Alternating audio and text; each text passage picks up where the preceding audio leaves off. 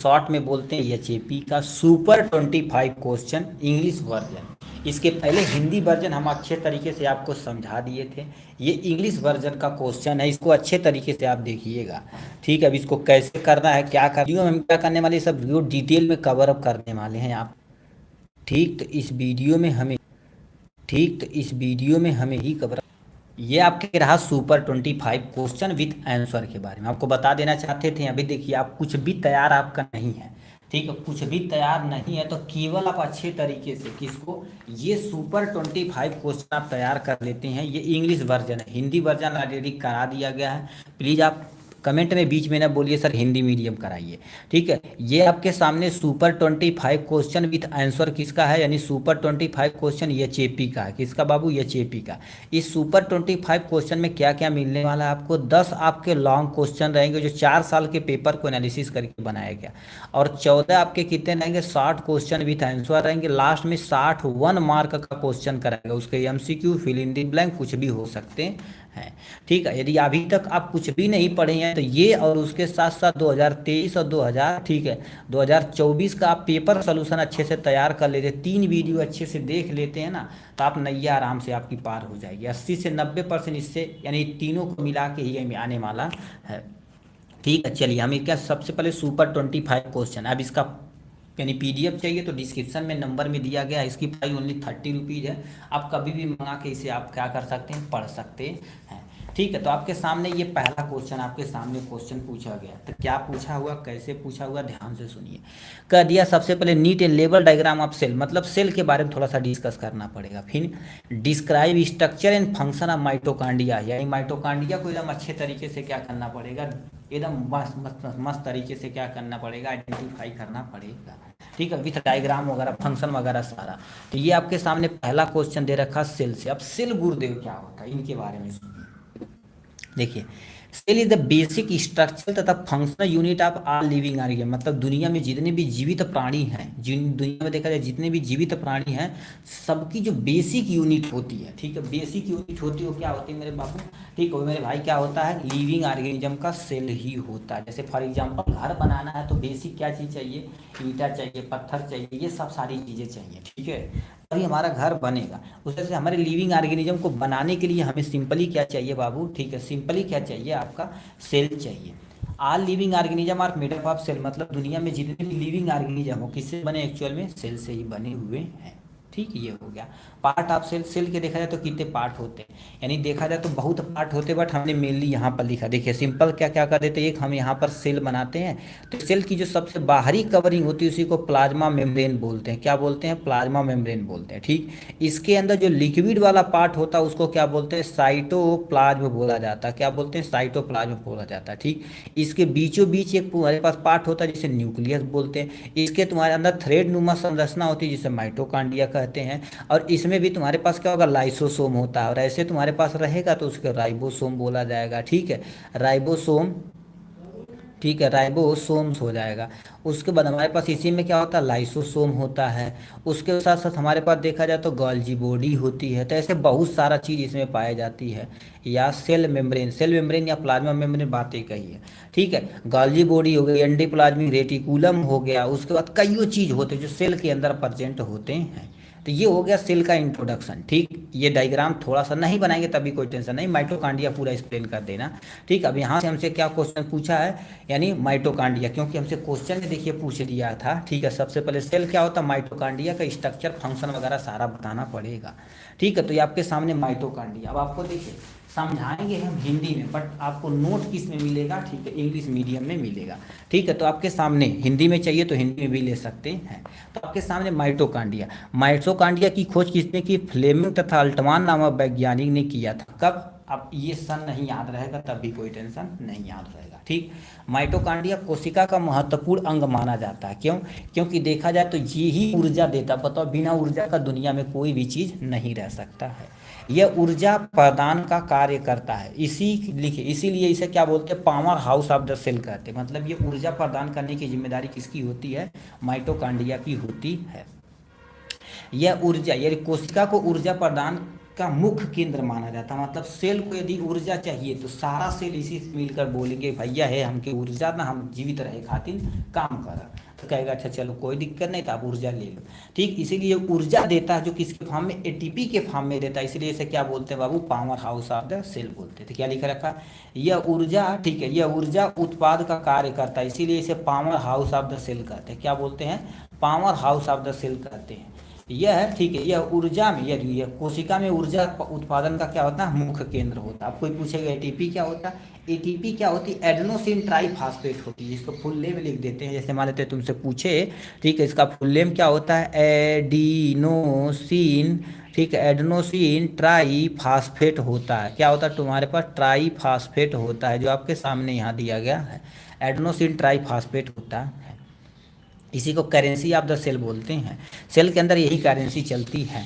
अब इसका तुम्हारे पास क्या दिया गया, सिंपल सा यहाँ पर देखा जाए तो इसका स्ट्रक्चर और काम वगैरह दिया गया। स्ट्रक्चर पहले समझते हैं। देखा जाए तो यार हमारे पास ये जो होता है माइटोकॉन्ड्रिया, ये डबल मेम्ब्रेन का होता है। कैसा होता है, रियल में देखा जाए तो डबल मेम्ब्रेन का होता है। जो सबसे बाहरी मेम्ब्रेन होती है उसे आउटर मेम्ब्रेन बोलते हैं। ठीक, इसकी इनर मेम्ब्रेन जो होती है अपने आप को फोल्ड कर लेती है, इसे देखिए क्रिस्टी नुमा संरचना बनाती है। इनर मेम्ब्रेन क्या हो जाती है, फोल्ड हो जाती है और क्रिस्टी नुमा संरचना बनाती है, इसीलिए इसका नाम दिया जाता है क्रिस्टी बोल दिया जाता है। ठीक, ये हो गया। अब देखा जाए, ये हो गया।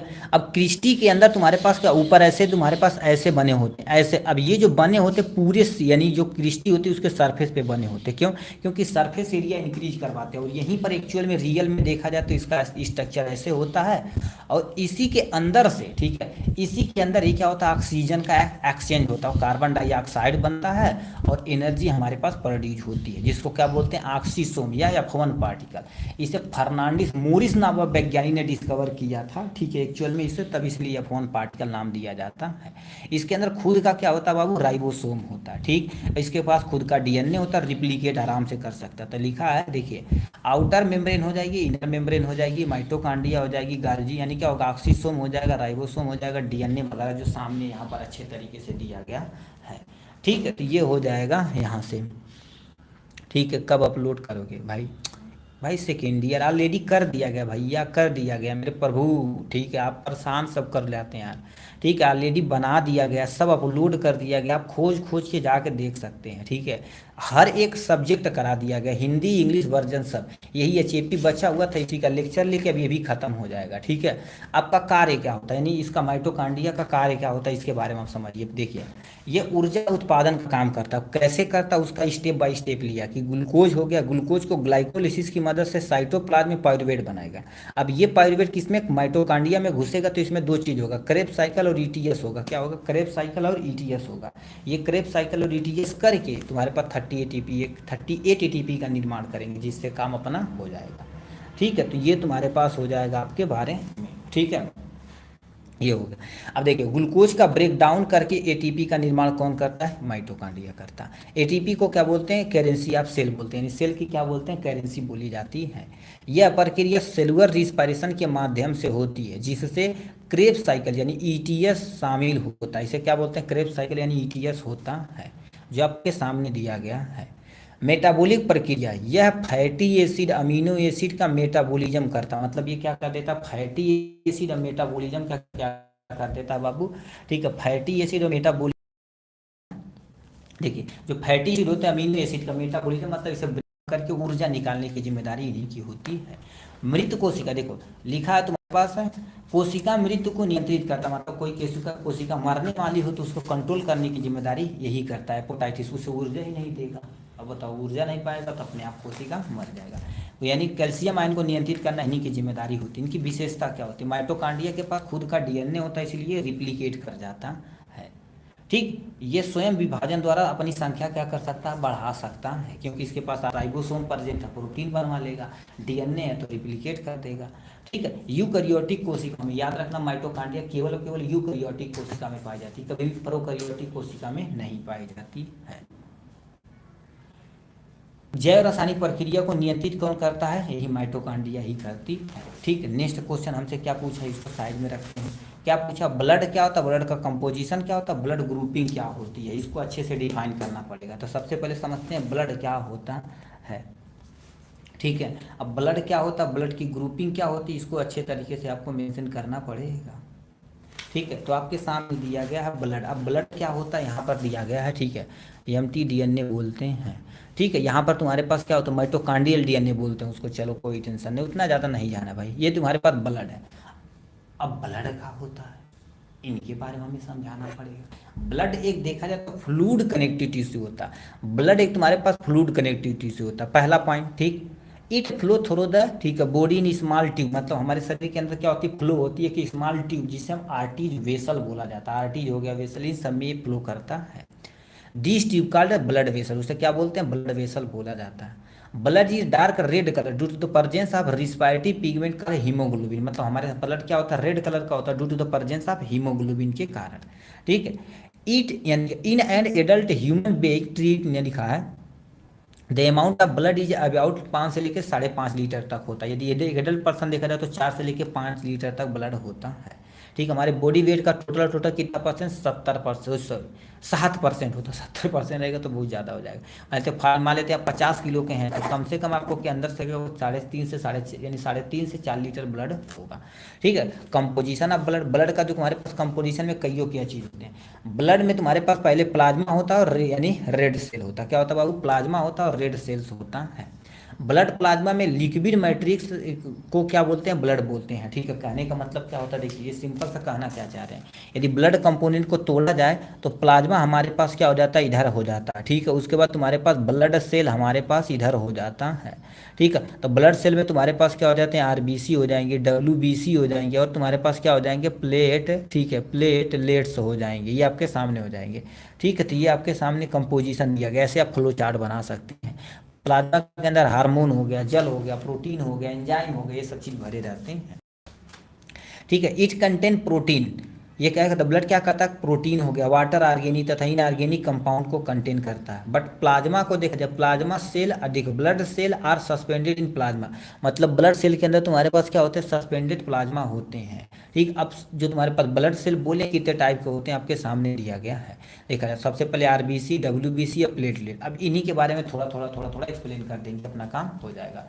उसको ब्लड ग्रुपिंग थोड़ा सा देख लेंगे, अपना काम हो जाएगा। देखिए, जो तुम्हारे पास ब्लड होता है, ये इसको हम क्या बोलते हैं, आरबीसी को क्या बोलता जाता है, इरिथ्रोसाइट बोला जाता है। आरबीसी जब biconcave disc shape small cell होता है, कहने का मतलब क्या होता है, आरबीसी होता है बाई कनकेव डिस्क शेप होता है। क्या होता है, बाई कनकेव डिस्क शेप होता है। ठीक है, यानी आरबीसी है जो नो न्यूक्लियस, इसके पास कोई न्यूक्लियस वगैरह नहीं होती। क्यों, क्योंकि न्यूक्लियस रहेगा तो स्पेस घेरेगा, तो इसीलिए इसके पास न्यूक्लियस नहीं होता है। और जितना ज़्यादा जगह रहेगा उतना ज़्यादा ऑक्सीजन को ट्रैप करेगा, एक जगह से दूसरी जगह उठाकर ले जाने की जिम्मेदारी पाएगा। ठीक, ये हो गया। दे कंटेन रिस्पायरेटरी पिगमेंट जैसे हीमोग्लोबिन, ठीक है, विच हेल्प इन द, ठीक है, transport of the respiratory gases. ये क्या कर देता है, जो रिस्पायरेटरी गैसेस होती है उसको ट्रांसपोर्ट कराता है, एक जगह से दूसरे जगह ले जाने की जिम्मेदारी होती है। एक हेल्दी पर्सन में देखा जाए तो तुम्हारे पास एक यम क्यूब के अंदर देखा जाए तो लेके 50,000 से लेके 5 लाख आरबीसी प्रेजेंट होते हैं। ठीक है, नीचे तो दिख नहीं रहा भाई, 5 देखो, एक यम क्यूब में देखा जाए तो 50 से लेकर 50, ठीक है, 5 लाख तुम्हारे पास आरबीसी प्रेजेंट होते हैं। तो ये आरबीसी के बारे में था। अब हम क्या देखते हैं, डब्ल्यूबीसी के बारे में देखते हैं, उसका प्लेटलेट, उसके बाद काम थोड़ा सा इनका देख लेंगे। ठीक है, तो डब्ल्यूबीसी देखा जाए तो जिसे हम क्या बोलते हैं, ठीक है, ये ल्यूकोसाइड बोलते हैं। ये मेनली तुम्हारे पास अलग अलग शेप और साइज के हो सकते हैं, डिपेंड करता है इन पर ग्रेन्यूल है कि ये ग्रेन्यूल ये लंबा लेंदी चला जाता है। ठीक है, तो इसमें क्या होता है, इसका 5 टाइप के होते हैं, बेसोफिल होता है, न्यूट्रोफिल होता है, स्नोफिल होता है, और ठीक है, क्या मोनोसाइट होता है और लिम्फोसाइट होता है। इतने टाइप को तुम्हारे पास होते हैं। ये करते क्या है, ये क्या करते हैं, किसी भी पैथोजन से लड़ जाते हैं और हमारी शरीर को सुरक्षा देने का काम इन्हीं का होता है। तो क्या लिख रखा है, this self help to fight the against the pathogen in infection, सब यानी लिखा सब्सटेन एंड फॉर्म द यानी immune system of the body, मतलब हमारे शरीर के अंदर इम्यूनिटी सिस्टम को बूस्ट करने की जिम्मेदारी इन्हीं की होती है। ठीक है, अब उसका ब्लड प्लेटलेट के बारे में थोड़ा सा लिख देते हैं, फिर काम पढ़ लेंगे। ब्लड प्लेटलेट क्या होता है, इसको थ्रोम्बोसाइट बोला जाता है। ठीक, ये ब्लड करता है यानी हेल्प करता है ब्लड कोagulation में। नाम से प्लेट, ये प्लेट बना देगा ना तो उसी के अंदर आरबीसी वगैरह फंस जाएंगे। अब बाई आरबीसी देखेंगे बाई कनकेव शेप का होता है, उसी के अंदर फंस के अपना काम कर देगी। They help to prevent the leakage of blood from the body due to the small injury, मतलब ये क्या कहते हैं, कहीं छोटा सा भी इंजरी हुआ तो वहाँ पर जाएगा, ब्लड को क्लॉट करना शुरू कर देगा। ठीक, formation of blood occur in the bone marrow, यानी ब्लड का फॉर्मेशन कहाँ पर एक्चुअल में रियल में देखा जाए तो बोन मैरो के अंदर होता है। This process is called as haemopoiesis. अब एक नंबर में पूछे आपसे हीमोपोइसिस क्या होती है, तो formation of blood is known as haemopoiesis बोला जाता है। ठीक, अब यहाँ से आ जाते हैं ब्लड का काम क्या होता है गुरुदेव, यहाँ से हम लिखाते हैं ब्लड का काम क्या होता है। देखिए पहले लिख रखे तुम्हारे पास, ब्लड का काम क्या होता है, transport of material and nutrition from the intestine liver और वेरियस पार्ट ऑफ बॉडी। मतलब ये शरीर के अंदर करते क्या है, सबसे पहले न्यूट्रिशन को एक जगह से दूसरे जगह ले जाते हैं। जैसे अभी मान लेते हम खाना खाएं तो खाना पेट में जाएगा, पेट से सोख कर खून में चला जाएगा, फिर जहाँ पर ले जाना चाहिए हर एक पार्ट को एनर्जी मिलनी चाहिए, वहाँ पर पहुँचाने की जिम्मेदारी इसी की हो जाती है। Transport of wastage material from the various body part two of the kidney, मतलब ये किडनी को क्या कर देते हैं, जो भी वेरियस पार्ट से वेस्ट निकलता है किडनी को देता है, किडनी फिल्टर करके उठा के हमारे शरीर से बाहर फेंक देता है। ट्रांसपोर्ट ऑफ हार्मोन, हार्मोन का ट्रांसपोर्ट करवाता है ब्लड ही करवाता है। कौन, इंडोक्राइन जो तुम्हारे पास होता है वो सब सारी चीज़ें, ठीक है, इंडोक्राइन से जितना निकलता है क्योंकि उसी ब्लड में डाल दिया जाता है। ठीक है, यानी लिखा ट्रांसपोर्ट ऑफ रिस्पायरेटरी गैस, मतलब जो रिस्पायरेटरी गैसेस होती है, जो ऑक्सीजन होती है एक जगह से दूसरे जगह ट्रांसपोर्ट कौन करवाता है, ब्लड। ब्लड में हीमोग्लोबिन होता है एक्चुअल में, वो कराता है। Fight against the infection, infection से लड़ने का मदद यही करता है ब्लड। ठीक है, regulate the body temperature, body temperature को रेगुलेट करने की जिम्मेदारी बीसी का होता है। ठीक है, तो ये हो गया आपके सामने। अब यहाँ से क्वेश्चन में क्या पूछा था, ब्लड एंड ब्लड यानी कंपोजिशन ऑफ ब्लड, ब्लड का ग्रुपिंग भी पूछ दिया। देखिए ब्लड का ग्रुपिंग क्या होता है, तो इसके बारे में थोड़ा सा हम क्या कर देते हैं, एक्सप्लेन कर देते हैं अच्छे से यहाँ से, क्योंकि ग्रुपिंग इम्पोर्टेंट है।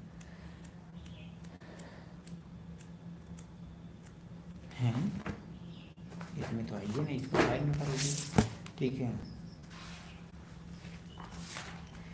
ब्लड ग्रुपिंग हमसे पूछा हुआ है, ठीक है, और याद रखना ब्लड ग्रुपिंग पूछा जाता है।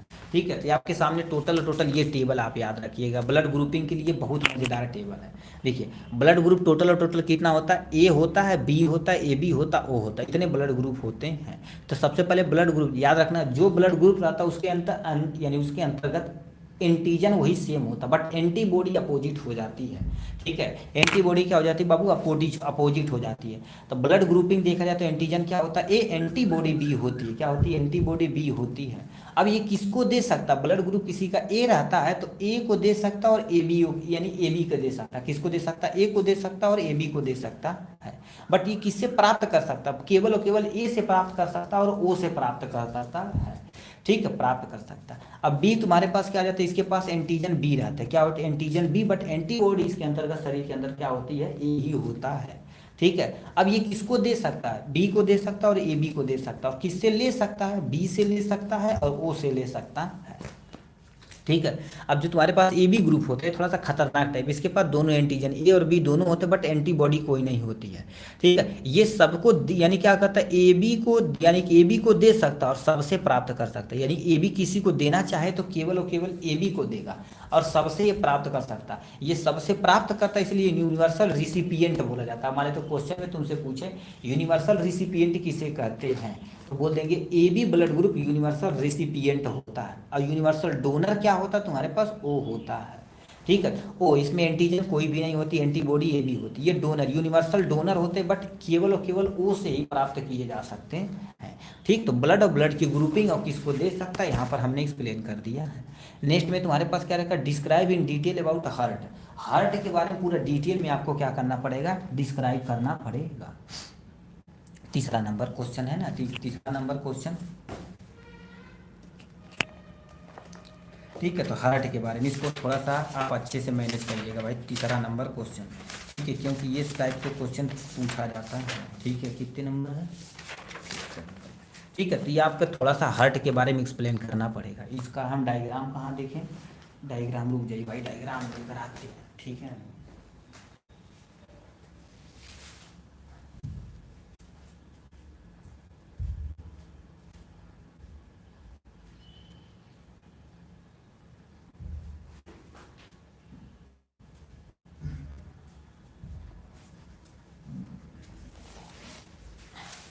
इसमें भाई आपको डायग्राम भी बनाना पड़ेगा। क्यों, क्योंकि हार्ट का डायग्राम आपको थोड़ा सा याद रख लीजिएगा। ठीक है, तो हार्ट क्या दे रखा, ध्यान से सुनिए। हार्ट इज ए मीजोडर्मल, ठीक है, डेराइव आर्गन होता है। It is situated in the thoracic cavity between the two lungs, मतलब क्या होता है, हमारा जो दो लंग्स होता है ना, हल्का सा लेफ्ट साइड में टिल्टेड होता है, कौन, हार्ट, वहां पर ये पाया जाता है, ठीक है, slightly tilted to the left side होता है। हार्ट क्या कर देता है, pump the blood into the whole body, मतलब हमारे पूरे शरीर को ब्लड यदि चाहिए, ठीक, तो यही क्या कर देता, पंप करके पहुंचाने का काम करता कौन, हार्ट करता है, ठीक। स्ट्रक्चर ऑफ हार्ट कोई पूछेगा तो क्या होता है, इसका स्ट्रक्चर देखा जाए तो कई स्टेप में होता है, बट हमारे पास मोस्टली देखा जाए, ठीक है, देखा जाए तो हार्ट है मेनली, ठीक। देखिए हार्ट क्या स्ट्रक्चर अब यहाँ से देखा जाता है, इसके लेयर होती है, यदि हार्ट का लेयर की बात की जाए तो तीन लेयर होती है, इपिकार्डियम, मायोकार्डियम और इंडोकार्डियम होती है। जो सबसे इपिकार्डियम सबसे बाहरी परत होती है, मायोकार्डियम मतलब दो के बीच में रहती है, इंडोकार्डियम मतलब सबसे अंदर वाले पार्ट को हम क्या बोलते हैं बाबू, इंडोकार्डियम बोला जाता है। क्या बोलते हैं बाबू, इंडोकार्डियम बोला जाता है, जो आपके सामने यहाँ से दिया गया है। फिर होगा इसके कितने चेंबर होते हैं, ये भी पूछेगा कितने चेंबर होते हैं, तो टोटल चार चेंबर होते हैं, four chamber of heart, heart के कितने चेंबर होते हैं, टोटल चार चेंबर होते हैं। पहला लेफ्ट आर्ट्रियम, जिसे एल के नाम से रिप्रेजेंट करते हैं, लेफ्ट आर्ट्रियम के बाद राइट आर्ट्रियम हो जाएगा, जिसे हम क्या बोलते हैं, आर ए बोला जाता है। लेफ्ट वेंट्रिकल जिसे एल वी बोला जाता है, राइट वेंट्रिकल मतलब क्या होगा, राइट वेंट्रिकल बोला जाता है, ठीक है, जो आपके सामने दिया गया है। तो ये हो गया आपके सामने। हमारे हार्ट में कितनी वाल होती है, टोटल चार वाल होती है। पहला बाइकस्पिड वाल होता है, ट्राइकस्पिड वाल होता है, ऑर्टिक वाल होता है और पल्मोनरी वाल होती है। अब ये जो स्ट्रक्चर पढ़े हैं तो इसके लिए डायग्राम थोड़ा सा आपको देखना पड़ेगा। तो ये आपके सामने प्यारा सा देखिए डायग्राम दिया गया है, जो चेंबर बताए हैं, ठीक है। इसको क्या बोलते हैं, ये लेफ्ट आर्ट्रियम बोला जाता है, ठीक। इसको क्या बोलता है, राइट आर्ट्रियम बोला जाता है, ठीक। ऊपर याद रखना, हमेशा हमेशा आर्ट्रियम ऊपर रहेगा, नीचे तुम्हारे पास हमेशा हमेशा क्या रहता है, वेंट्रिकल रहता है। इस वाले को लेफ्ट साइड बोलते हैं तो लेफ्ट वेंट्रिकल बोला जाता है, इस वाले को राइट बोलते हैं, इसे राइट वेंट्रिकल बोला जाता है, जो आपके सामने यहाँ दिया गया है, ठीक। तो इजीली हमने क्या कर दिया, यहाँ से बता दिया है। अब जो तुम्हारे पास वाल की बात की जाए तो एक वाल यहाँ पर होती है, इस वाले वाल को बाइकस्पिड वाल बोलते हैं, इस वाले वाल को क्या बोलते हैं, ट्राइकस्पिड वाल बोला जाता है। फिर ये देखिए, ये ब्लड पूरे शरीर में जब पंप करता तो यहाँ पर ये अंदर की तरफ जो होता है, बाहर की तरफ से अंदर जाता है, तो ये पूरे शरीर में वापस ना दोबारा चले, तो वहाँ पर एक वाल होती है जिसे ऑर्टिक वाल बोलते हैं। ये जब पंप करता तो ये किसको भेजता, फेफड़े को भेजता, तो फेफड़े से वापस न चला तो इसे पल्मोनरी वाल बोलते हैं। तो हमारे शरीर के अंदर देखा जाए तो हार्ट में कितने, ठीक है, कितने चेंबर, चार चेंबर, कितने वाल, चार वाल होते हैं, जो आपके सामने हमने रिप्रेजेंट कर दिया है यहाँ से, ठीक। ये हो गया यहाँ से। अब यहाँ से मैकेनिज्म ऑफ हार्ट रेट यानी हार्ट तुम्हारे पास मैकेनिज्म कैसे हर्ट करता है, इसके लिए थोड़ा सा आपको क्या करना पड़ेगा, डायग्राम समझना पड़ेगा। एक डायग्राम हम बताते हैं, उस डायग्राम को समझ जाएंगे तो बहुत आपके लिए सूटेबल रहेगा, ठीक है।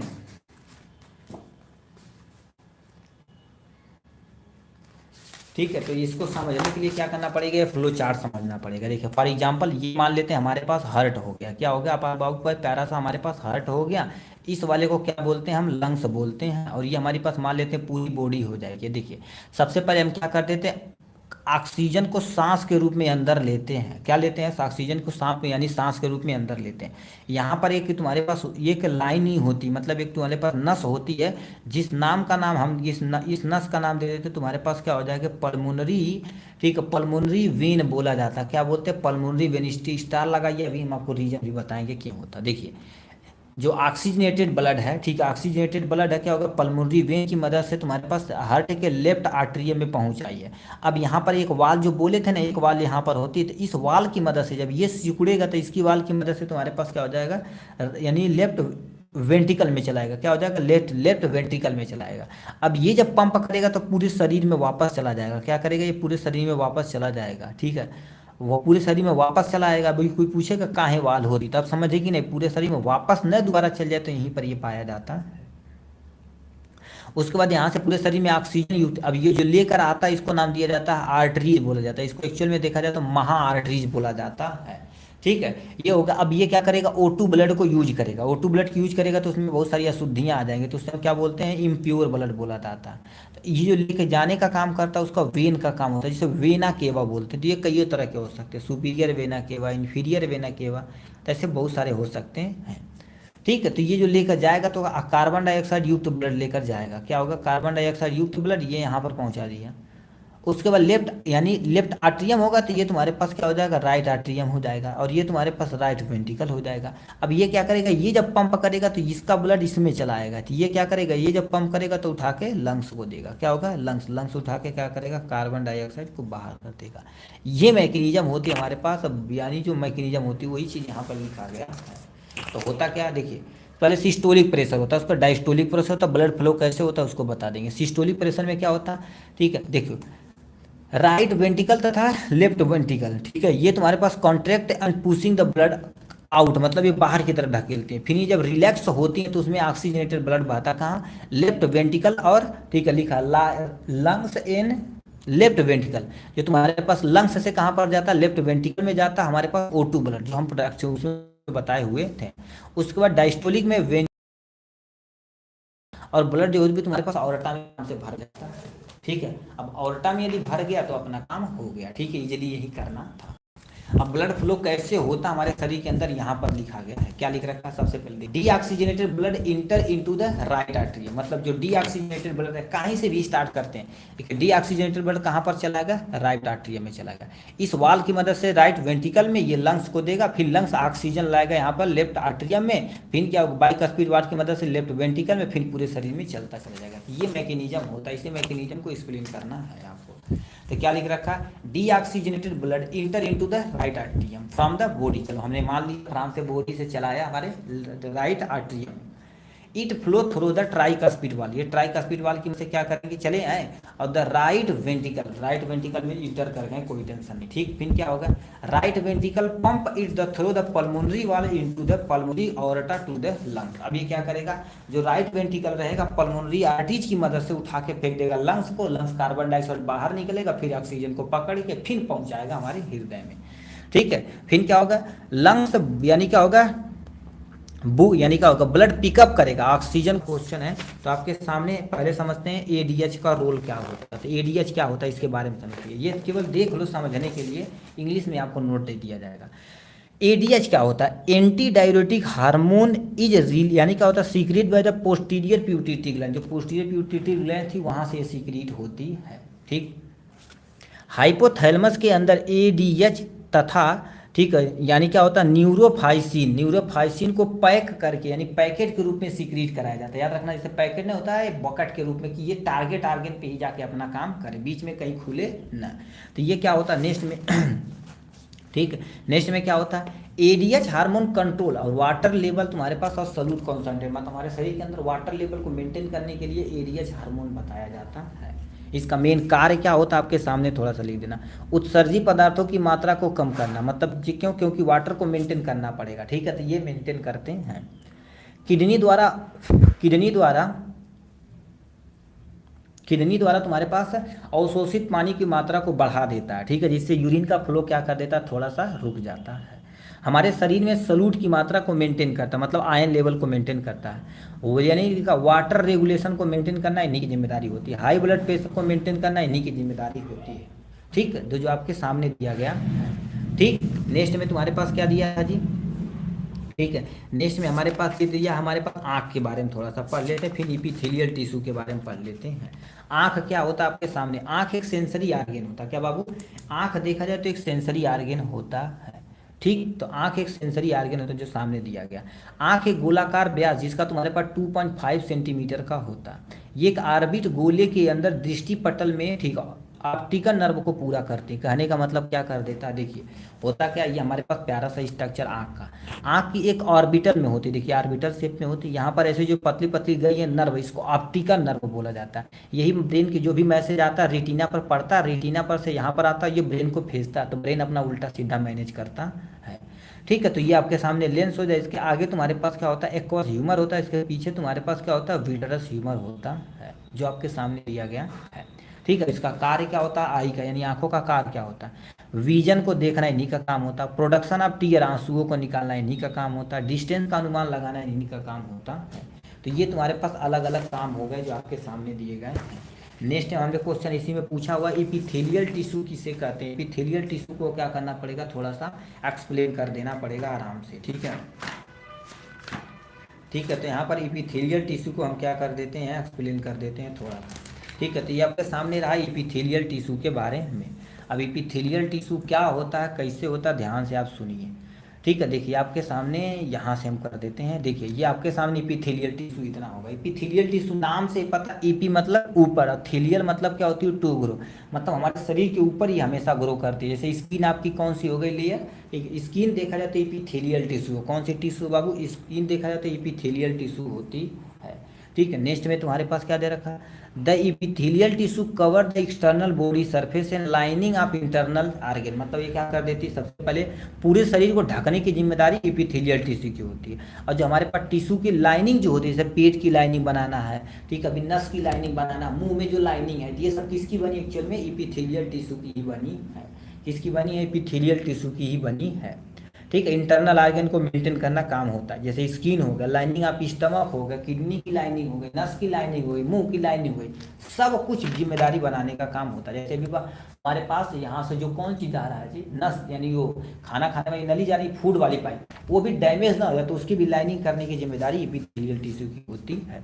एपिथेलियल टिश्यू देखा जाए तो कई हो सकते हैं, जैसे तुम्हारे पास क्या होगा, squamous epithelial tissue, cuboidal epithelial tissue, columnar epithelial tissue और सिलिएटेड एपिथेलियल टिश्यू के बारे में हो जाएगा। अब लॉन्ग में आएगा तो आपको क्या करना पड़ेगा, इनको और डिटेल में तुम्हें एक्सप्लेन करना पड़ेगा, बट शॉर्ट में दिया था तो हम क्या कर दिए, थोड़ा सा यहाँ पर एक्सप्लेन करके बता दिए। नेक्स्ट में तुम्हारे पास क्या क्वेश्चन पूछा बाबू, ठीक है, कह दिया define the normal value of respiratory, value क्या होती है और कैपेसिटी के बारे में। ठीक है, इसके लिए थोड़ा सा आपको स्पष्ट देखना पड़ेगा क्योंकि एनसीईआरटी में बहुत अच्छे से मेंशन किया हुआ है। ठीक है,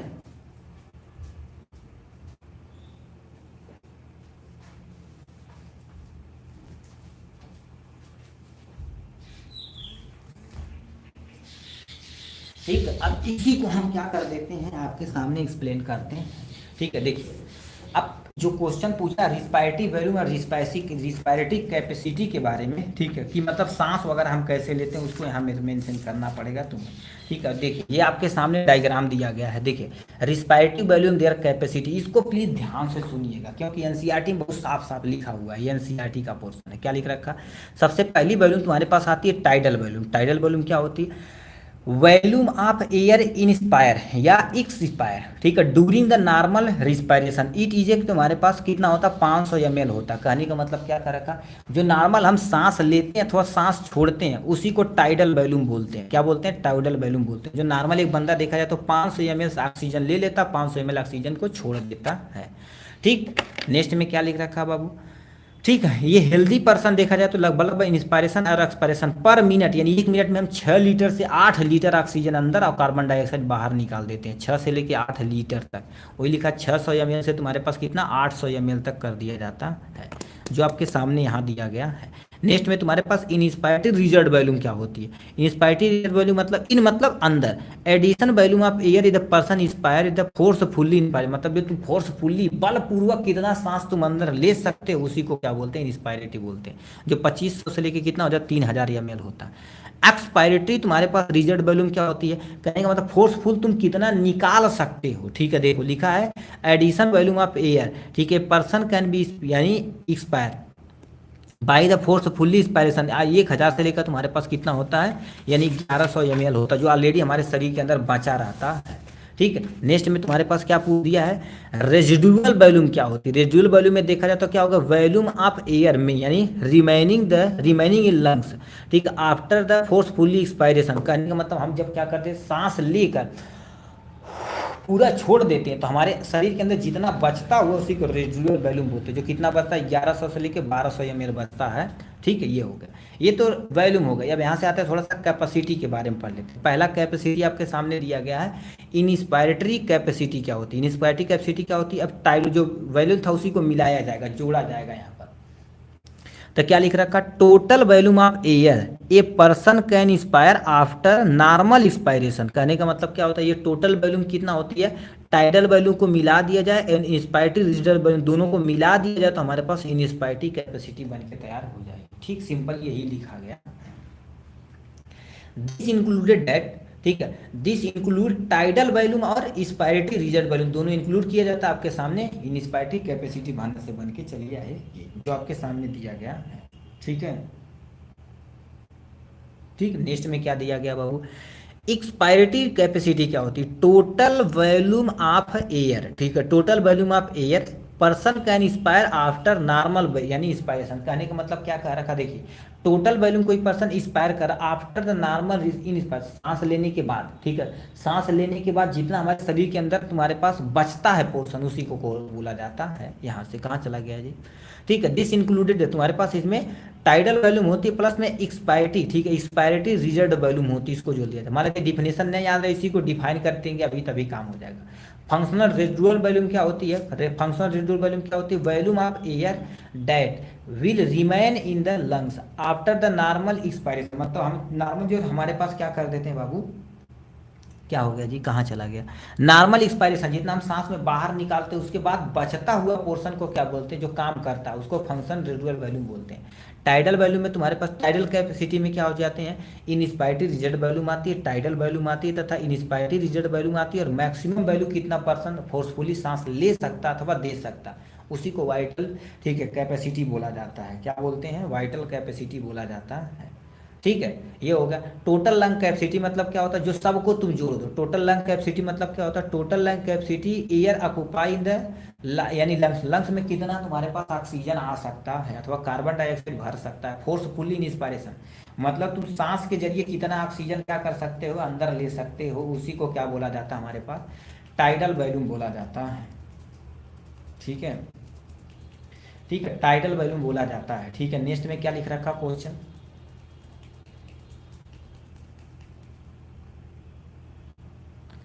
ठीक है, नेक्स्ट में क्वेश्चन कौन सा पूछा होगा बाबू, ब्लड प्रेशर क्या होता है, इसका regulate the blood pressure, blood pressure क्या होता है, इसको रेगुलेट कैसे करना है, इसको यहाँ पर एक्सप्लेन करना पड़ेगा आपको अच्छे तरीके से, ठीक है, हार्ट हो गया, रेगुलेट द ब्लड प्रेशर आपके सामने सबसे पहले लिखे रखा है, देखिए regulation of the blood pressure, तो सबसे पहले समझ आइए ब्लड प्रेशर को क्या होता है, ठीक है, ब्लड प्रेशर क्या होता है इसको आप समझाइए, ब्लड प्रेशर क्या होता है, नॉर्मल कोई बंदा सांस लेता है, ठीक है, अब कौन मैसेज कर दिया भाई, ठीक है, देखिए ब्लड प्रेशर एक्चुअल में रियल में क्या होता है, ये भाई कट गया क्या, ठीक है, ब्लड प्रेशर क्या होता है, जैसे हमारे नसों के अंदर, ठीक है, नसों के अंदर ब्लड फ्लो कर रहा है, कोई टेंशन नहीं, चलो ब्लड फ्लो कर रहा है, अब जब वही फ्लो क्या होता है, दीवार पे एक प्रेशर क्रिएट करता है, प्रेशर क्रिएट करता है, किसके द्वारा प्रेशर होता है, ब्लड के द्वारा प्रेशर क्रिएट होता है, तो उसी को नॉर्मली क्या बोलते हैं बाबू, ब्लड प्रेशर बोला जाता है, क्या बोलते हैं बाबू, ब्लड प्रेशर बोला जाता है। तो नॉर्मल ब्लड प्रेशर कितना कितना होता है हमारे पास 100, ठीक है, 20 और 80 mmHg होता है, कितना होता है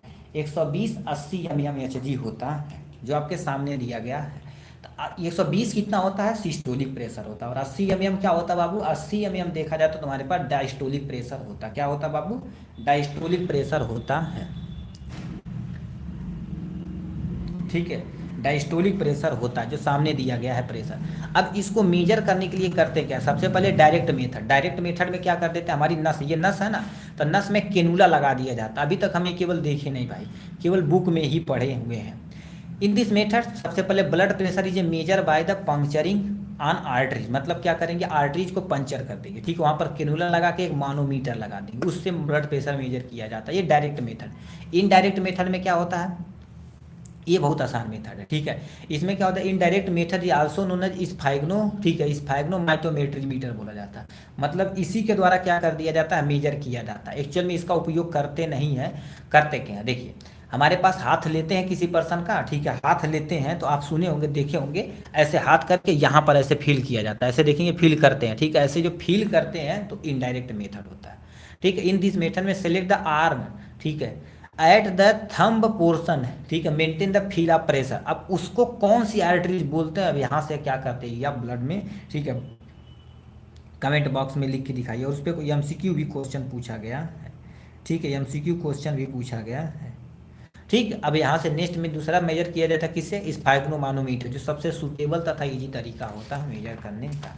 ठीक है। अब क्या लिखा है, रेगुलेशन ऑफ बीपी, बीपी को कैसे तुम रेगुलेट कर सकते हो, मतलब हमारे शरीर के अंदर देखा जाए तो तुम्हारे पास ब्लड होता है, ठीक है, ब्लड प्रेशर होता है ना, तो ब्लड प्रेशर को कैसे मेजर, मान लेते बहुत ज़्यादा बढ़ जाए, ठीक है, या बहुत ज़्यादा घट जाए, ठीक है, बहुत ज़्यादा बढ़ जाए और बहुत ज़्यादा घट जाए तो उसे हमें मेंटेन तो करना पड़ेगा, यस सर मेंटेन करना पड़ेगा, तो कैसे मेंटेन होगा उसको यहाँ पर आइडेंटिफाई करना पड़ेगा। पहला इसमें तुम्हारे पास क्या होता है, बोरो रिसेप्टर रिफ्लेक्स होता है, बोरो रिसेप्टर रिफ्लेक्स होता है, ये बहुत आसान होता है, ठीक है, उसके बाद रेनिन एंजियोटेंसिन एल्डोस्टेरोन सिस्टम, जिसे हम क्या बोलते हैं नॉर्मल भाषा में, रास मैकेनिज्म के नाम से जानते हैं। किसके मैकेनिज्म से? रास मैकेनिज्म के नाम से जानते हैं। ठीक है, एक तुम्हारे पास कौन सा सिस्टम होता है, यहाँ पर नॉर्मल देखा जाए तो एंटी डाययूरेटिक हार्मोन सिस्टम होता है, जिसे हम एडीएच के नाम से जानते हैं। क्या बोलते हैं बाबू? एडीएम के यानी एडीएच के नाम से जानते हैं, यानी एंटी डाययूरेटिक हार्मोन होता है, जो आपके सामने यहाँ दिया गया है। ठीक, न्यूट्रिक पेप्टाइड होता है। ठीक है, इसके द्वारा भी ब्लड प्रेशर मेजर किया जाता है। ठीक है, हमारे शरीर के अंदर इस सबको ब्लड मेजर किया जाता है। इसमें पहला हम एक को एक्सप्लेन कर देंगे, अपना काम हो जाएगा। तो इसमें सबसे पहले लिख रखा बोरो रिसेप्टर रिफ्लेक्स। इसमें क्या होता है, दो काम करता है, एक पैरासिम्पैथिक नर्वस सिस्टम, एक सिंपैथिक नर्वस सिस्टम। याद रखना, हमारे शरीर के अंदर दो नर्वस सिस्टम होते हैं। ठीक है, ये ऑटोनोमिक नर्वस सिस्टम के अंतर्गत आते हैं। देखिए सिस्टमैटिक क्या होता है, सॉरी कहाँ गया, सिंपैथिक नर्वस सिस्टम हमारी जो भी एक्टिविटी रहती है उसको बढ़ाने का काम करता है, और जो यानी पैरासिम्पैथिक क्या करेगा, घटाने का काम करता है। ये ऐसे काम करने का करता है, जैसे हमारे तभी तुम्हारे पास कहीं मार हो रही है, ठीक है, मार हो रही है तो ब्लड प्रेशर हमारा बढ़ जाता है। ठीक है, तो उसमें सिंपैथिक नर्वस सिस्टम काम करता है। तो बताओ, कुछ समय के बाद उसे कंट्रोल करना भी जिम्मेदारी नहीं थी, बढ़ता रहेगी दिक्कत हो जाएगी। तो उसको कंट्रोल करने की जिम्मेदारी किसकी होती है? पैरासिम्पैथिक, ठीक है, नर्वस सिस्टम की होती है। तो क्या लिख रखा, in baroreceptor reflex parasympathetic nervous system activity क्या होगी, इंक्रीज। अब ये जब बढ़ेगा तो ये आराम से घट जाएगा, ये देखिए बढ़ गया, उसका decrease the sympathetic nervous system activity हो जाएगी, तो ब्लड प्रेशर अपने आप लो डाउन हो जाएगा। देखिए होता क्या, इसके लिए मैकेनिज्म आप ध्यान से सुनिए मैकेनिज्म के बारे में। सबसे पहले देखिए क्या होगा, बीपी मान लेते किसी पर्सन की इंक्रीज हो गई, यानी ब्लड प्रेशर इंक्रीज हो गया, तो इंक्रीज द बोरो रिसेप्टर भी इंक्रीज कर जाएगा। और तुम्हारे पास इंक्रीज द यानी increase the afferent impulse at the, ठीक है, तुम्हारे पास फ्लो कार्डियक, कहने का मतलब क्या होता है, देखिए सबसे पहले ये एफरेंट जो होता है इम्पल्स को क्या, कार्डियक फ्लो को क्या कर देगा, थोड़ा सा इंक्रीज करा देगा। अब जो थोड़ा सा इंक्रीज करवाए तो तुम्हारे पास पैरासिम्पैथिक यानी पैरासिम्पैथिक नर्वस सिस्टम एक्टिविटी भी इंक्रीज कर जाएगी, जिससे तुम्हारे पास सी यानी यस, सॉरी सी यानी यस नहीं, यस होता है, यानी central nervous system sympathetic nervous system क्या करेगी, डिक्रीज करेगी। अब बताओ, ये डिक्रीज की तो कार्डियक आउटपुट भरने से क्या होगा, यहाँ पर गिर गया, जिससे वसल क्या होगा, वेसल क्या होगा, डायलेट हो गई, ब्लड प्रेशर अपने आप डिक्रीज हो गया। तो ये मेथड होती है जो हमारे शरीर के अंदर अपने आप काम करती है। ठीक, ये हो गया आपके सामने यहाँ से। नेक्स्ट में तुम्हारे पास क्या पूछा, नेफ्रॉन के बारे में पूछा होगा। नेफ्रॉन क्या होता है, कैसे होता है, इसको अच्छे से एक्सप्लेन करना पड़ेगा। ठीक है, अब नेफ्रॉन क्या होता है, भैया कितना नंबर क्वेश्चन है भाई, नेफ्रॉन 9th नंबर क्वेश्चन है। ठीक है, 9th नंबर क्वेश्चन है, तो इसको हम अच्छे से एक्सप्लेन करते हैं आपके सामने। कॉपी कहाँ गई? ठीक है,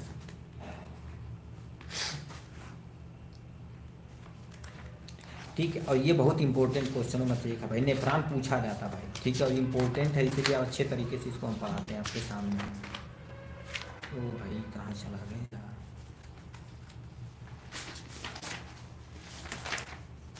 ठीक है, यहाँ से अब इसके कार्य वगैरह के बारे में भी थोड़ा थोड़ा बता देंगे। ये आपके सामने नेफ्रॉन दिया गया है, ठीक है, ये प्यारा सा नेफ्रॉन दिया गया, स्ट्रक्चर वगैरह आप अच्छे से याद रखिएगा।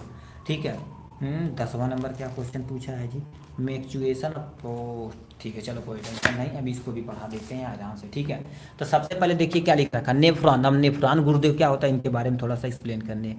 What is nephron and their function, nephron क्या होता है, इसके काम के बारे में बताइए। Nephron is a basic structure and function unit of kidney. अब तो सोचो से किडनी के अंदर लाखों की संख्या में क्या होती है बाबू, नेफ्रॉन होता है। क्या होता है बाबू, नेफ्रॉन होता है।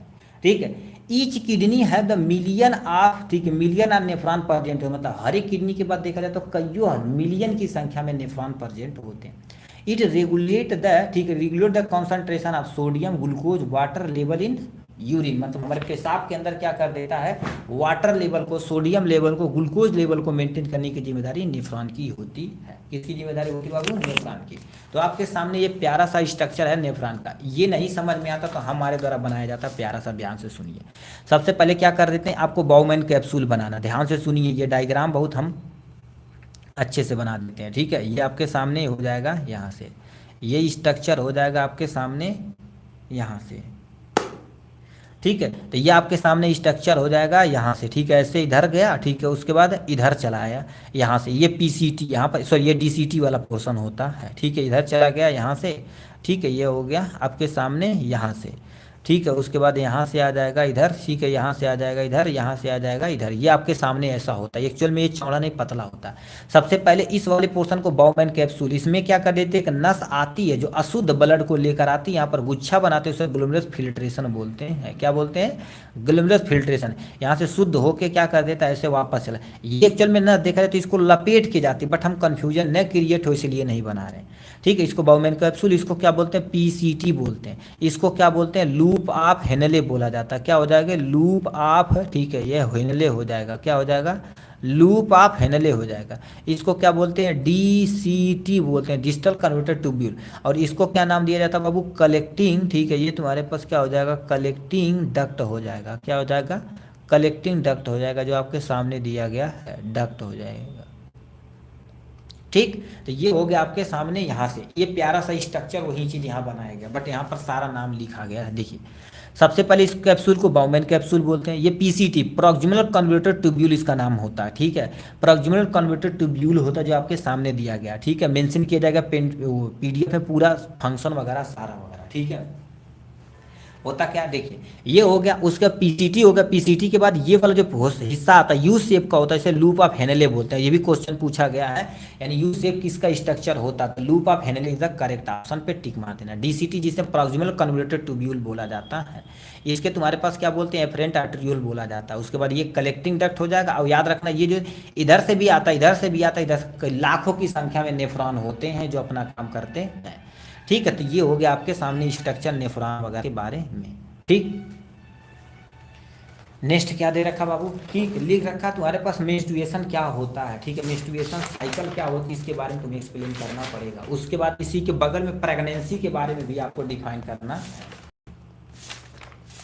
ठीक है, मसल कॉन्ट्रैक्शन हो जाएगा, ब्लड हो जाएगा, प्रेगनेंसी तो दिया है। ठीक है, रुक जाओ। ठीक है, हार्ट साइन,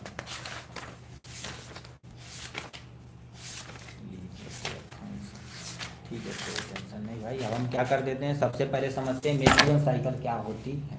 ठीक है, मेंस्ट्रुअल साइकिल क्या होती है, ये भी इंपॉर्टेंट क्वेश्चन में से एक है भाई। ठीक है, मेंस्ट्रुअल साइकिल क्या होती है, कितना नंबर क्वेश्चन है, 10th नंबर।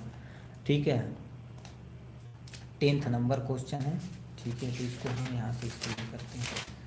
ठीक है, तो हम मेंस्ट्रुअल साइकिल का नॉर्मल वगैरह, ठीक है, थोड़ा बताना है। देखिए, मेंस्ट्रुअल साइकिल थोड़ा सा बता देंगे, प्रेगनेंसी थोड़ा सा बता देंगे। मेंस्ट्रुअल साइकिल क्या होती है, फीमेल में देखा जाए तो हर 28 डेज पर, मतलब 28 दिन के बाद क्या हो जाती है उनमें, ठीक है, एक साइकिल आती है जो मेंस्ट्रुअल साइकिल बोला जाता है। तो क्या लिख रखे हैं, मेंस्ट्रुअल साइकिल धर्म माहियों यानी महिलाओं के समय। ठीक है, यानी क्या होगा, जिसे हम क्या बोलते हैं, मानसिक धर्म बोलते हैं। मानसिक धर्म महिलाओं के समय समय पर होने वाली शारीरिक परिवर्तन को क्या कर देते हैं, शामिल करते हैं। उसी को मेंस्ट्रुएशन बोला जाता है। मेंस्ट्रुएशन बोला, राइट, मेंस्ट्रुअल साइकिल इसे पूरा लिखना चाहिए था, बट कोई टेंशन नहीं। जो फर्स्ट मेंस्ट्रुएशन आती है, मतलब जो फीमेल में जो पहला मेंस्ट्रुएशन आता है उसे मेनार्ची बोलते हैं। और जब लास्ट मेंस्ट्रुएशन यानी मेंस्ट्रुअल जो साइकिल उनकी सबसे लास्ट वाली पोर्शन होती है उसे मीनोपॉज बोला जाता है। ठीक है, अब ये जो होता है 50 से लेकर 60 एज की उम्र में होता है। ठीक है, जब मेंस्ट्रुअल साइकिल एक वुमन के रिप्रोडक्शन के जीवन के अंत में अस्थायी रूप से बंद कर दिया था। कहने का मतलब कोई फीमेल है, अब उसका मेंस्ट्रुअल साइकिल आना बंद हो गया, तो समझ लो वो बच्चा पैदा नहीं कर सकते। उनका जो अस्थायी जीवन है वो प्रेगनेंसी का खत्म हो चुका है। तो उस स्टेप को क्या बोलते हैं, मेंस्ट्रुअल बोला जाता है, जो आपके सामने दिया गया है। मेंस्ट्रुअल साइकिल अलग अलग कितना, लगभग 30 से लेकर, तो एक्चुअल में देखा जाए तो 28 दिन का होता है। मेंस्ट्रुअल साइकिल कितने दिन का होता है, औसतन देखा जाए तो 28 दिन का होता है। ये थोड़ा बहुत घट सकता है। ठीक है, बार बार 28 दिन पे क्या होता है, अंतराल पे दोहराया जाता है। ये देखा जाए तो अल्टरनेट हो सकता है, जैसे 28 दिन एग्जैक्ट नहीं, किसी किसी का मान लेते ब्लड का कमी है। ठीक है, प्रॉपर हेल्दी जो वुमेन रहती है तो उसमें 28 दे जाता है। कभी ब्लड का कमी होती है तो 1-2 दिन का स्किप हो सकता है। ठीक, ये हो गया। प्रत्येक एमसी के मध्य में तुम्हारे पास के दौरान ठीक है, अंडोत्सर्ग मतलब का ओवुलेशन होता है। ठीक है, उस प्रकार से एक अंडाणु क्या कर देते हैं, एक निकलते, मतलब एक एग का फॉर्मेशन होता है जिससे एक अंडा निकल जाता है।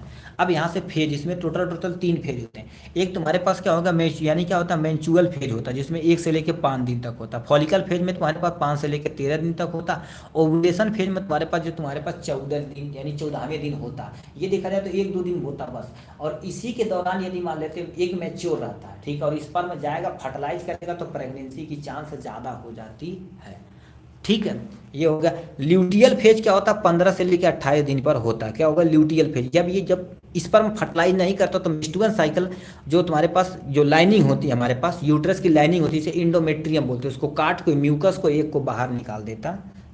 ठीक है, तो ये होगा। उसके बाद हमसे पूछा था प्रेगनेंसी, तो आपके इसी बारे में हम प्रेगनेंसी के बारे में थोड़ा सा बता देते हैं।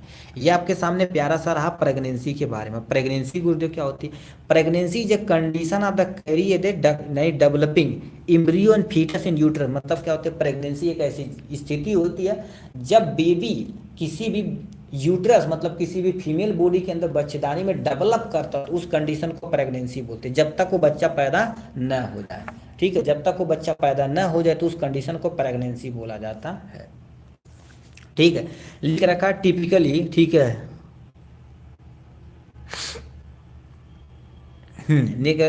Typically last about of the 40 week, मतलब 40 दिन के बाद देखा जाए तो लास्ट मेंस्ट्रुअल साइकिल पीरियड में क्या होती है, 40 दिन यानी चाइल्ड का बर्थ होता है, जो बेबी बर्थ होता है लास्ट मेंस्ट्रुअल साइकिल के दौरान।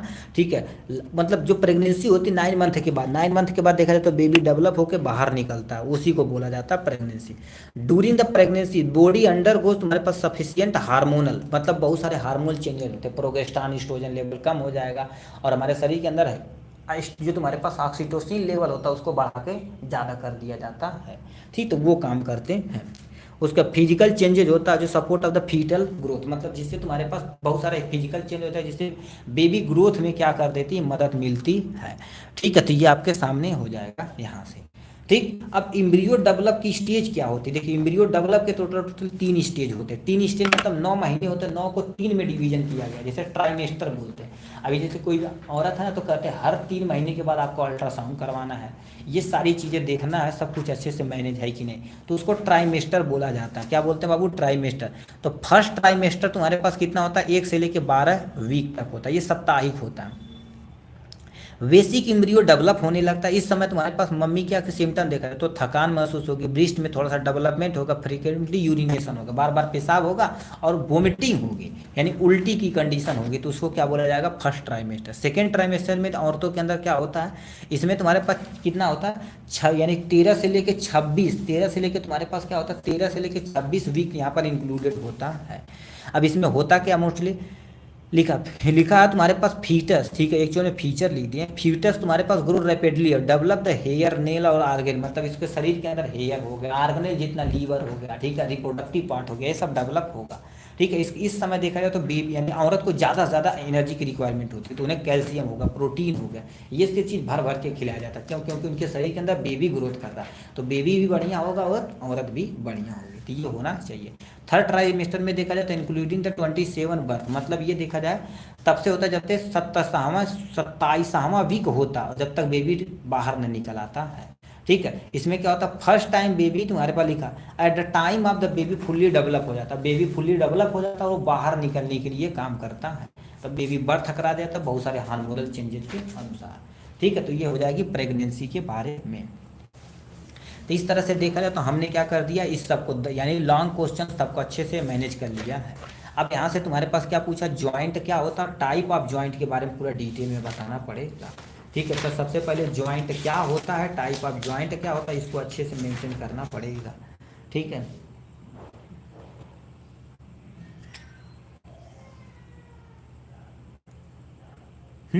ज्वाइंट और टाइप ऑफ ज्वाइंट, इसके डिसऑर्डर भी बताना पड़ेगा जी। ठीक है, तो यहाँ पर क्या दे रखा है, ठीक है, अच्छे तरीके, चलो इसी में देख लेते हैं। ठीक है, यहाँ पर देखिए ये तुम्हारे पास joint and type of joint और उसका कुछ बीमारियां हमें बतानी पड़ेगी। ज्वाइंट क्या होता है, जब 2 या 2 से हड्डियां एक जगह मिलती हैं, जब 2 या 2 से अधिक हड्डियां एक दूसरे के मिलती है उसे ज्वाइंट बोलते हैं। जैसे फॉर एग्जांपल मान लेते हैं, ठीक है, हमारे पास, ठीक है, यहाँ पर एक पेन है, ठीक है, ये हमारे पास ये पेन है। अब देखिए यहाँ पर क्या कर देती, देखो ये एक हड्डी मान लेते हैं, इसको एक हड्डी यहाँ पर जब मिलती है तो इसी जंक्शन को क्या बोला जाता है, ज्वाइंट बोला जाता है। तो यदि का जब 2 या 2 से अधिक बोन एक दूसरे से गति के लिए मीट करते हैं तो उसे ज्वाइंट करते हैं। ह्यूमन बॉडी के अंदर देखा 100 से अधिक ज्वाइंट, मतलब हमारे शरीर के अंदर देखा जाए तो 100 से अधिक भी ज्वाइंट पाए जाते हैं। तो सोच सकते हो हाथों में कितना ज्वाइंट है जो मूवमेंट कर रहा है। ठीक है, यह ज्वाइंट अलग अलग हो सकते हैं मूवमेंट के मदद यानी मदद करने के लिए, मतलब मूवमेंट को इधर उधर करने के लिए अलग अलग हो सकते हैं। फॉर एग्जांपल कुछ ज्वाइंट ऐसे होते हैं जो मूवेबल होते हैं, कुछ ज्वाइंट मूवेबल नहीं करते। कहने का मूवेबल मतलब जैसे समझते हो, जैसे रीढ़ की हड्डी हो, वो केवल थोड़ा सा फ्लैक्चुएट हो सकती है, तुम सोचो पूरा मूव करे तो ऐसा नहीं हो सकती है। ठीक, अब ज्वाइंट के प्रकार कई हो सकते हैं। पहले तुम्हारे पास क्या हो जाते हैं, कार्टिलेज ज्वाइंट क्या होती है, cartilage joint sorry fibrous joint, fibrous joint में से यानी हमारी टीथ बोन हो गया, हेड बोन हो गया, टेम्पोरल बोन हो गया, सब इसी के अंतर्गत आते हैं। कार्टिलेजिनस बोन यानी ज्वाइंट क्या होती है, इस पे स्पाइनल जो है स्पाइनल कार्ड हो गया, ठीक है, एक्सटर्नल ईयर हो गया, तो ये सब इसी के अंतर्गत आते हैं।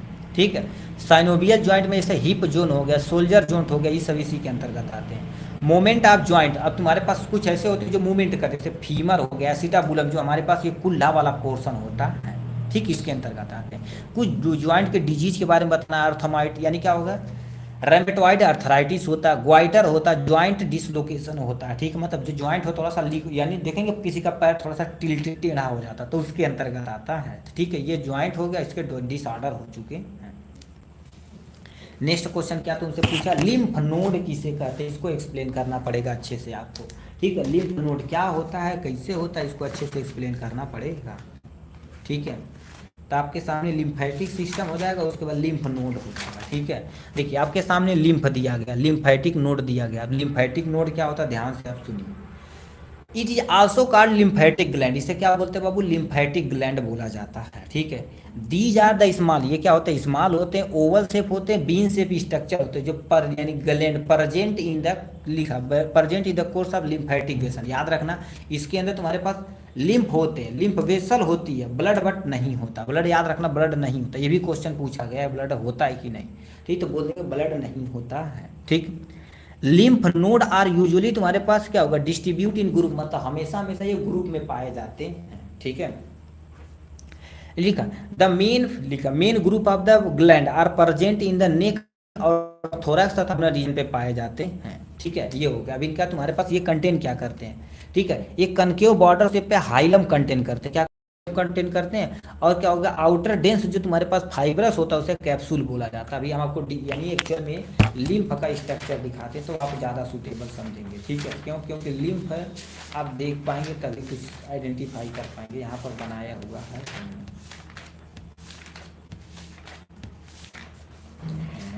कहाँ चलो, लिम्फ, लिम्फ ये आपके सामने देखिए, लिम्फ जो बता रहे हैं हाइलम, ये तुम्हारे पास देखो प्यारा सा स्ट्रक्चर है, क्या होगा, एक तुम्हारे पास लिम्फ नोड का कहने का मतलब देखिए क्या होता है, ब्लड वेसल होती है, ये पूरे स्ट्रक्चर को क्या बोला जाता है, कैप्सूल बोलते हैं।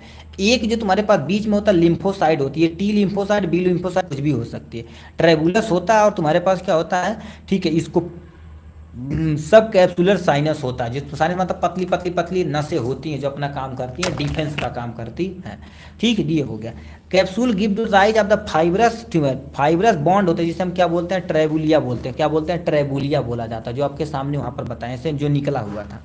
Space between the trabeculae contain the lymphoid यानी लिम्फॉइड टिश्यू होती हैं। ठीक है, ये इसके बीच में जो जगह होती है ये इसको हाइलम पास करते हैं। एफरेंट ये लिखा है, एफरेंट लिम्फेटिक वेसल होते हैं, एफरेंट, ठीक है, लिम्फेटिक वेसल होते हैं। उसके बाद इफरेंट लिम्फेटिक वेसल होता है, आर्टरीज और वेन्स होता है। अब ये करते क्या, हमारे शरीर के अंदर जो काम करने का जिम्मेदारी इनकी होती है, फिल्ट्रेशन, बैक्टीरिया तथा अदर माइक्रो ऑर्गेनिज्म का फिल्ट्रेशन यही करते हैं। प्रोड्यूस लिम्फोसाइड, ये लिम्फोसाइड को क्या कर देते हैं, एक्चुअल में रियल में देखा जाए तो प्रोड्यूस करने का काम करते हैं।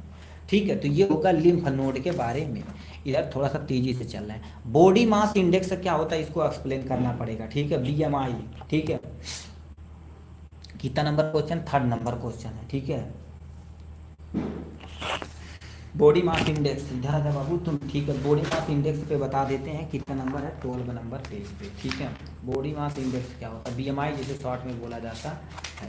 ठीक है, तो आपके सामने BMI दिया गया, तो BMI गुरुदेव क्या होता है, बॉडी मास इंडेक्स ये बताता है कि तुम्हारी हाइट के अनुसार, यानी ये दोबारा बताते हैं, हाइट के अनुसार तुम्हारा एक्चुअल वेट कितना होना चाहिए, उसको बताते हैं कि ये BMI किया जाता है। ठीक है, BMI किया जाता है। अब आगे क्या लिख रखा, ध्यान से सुनिए। ठीक है,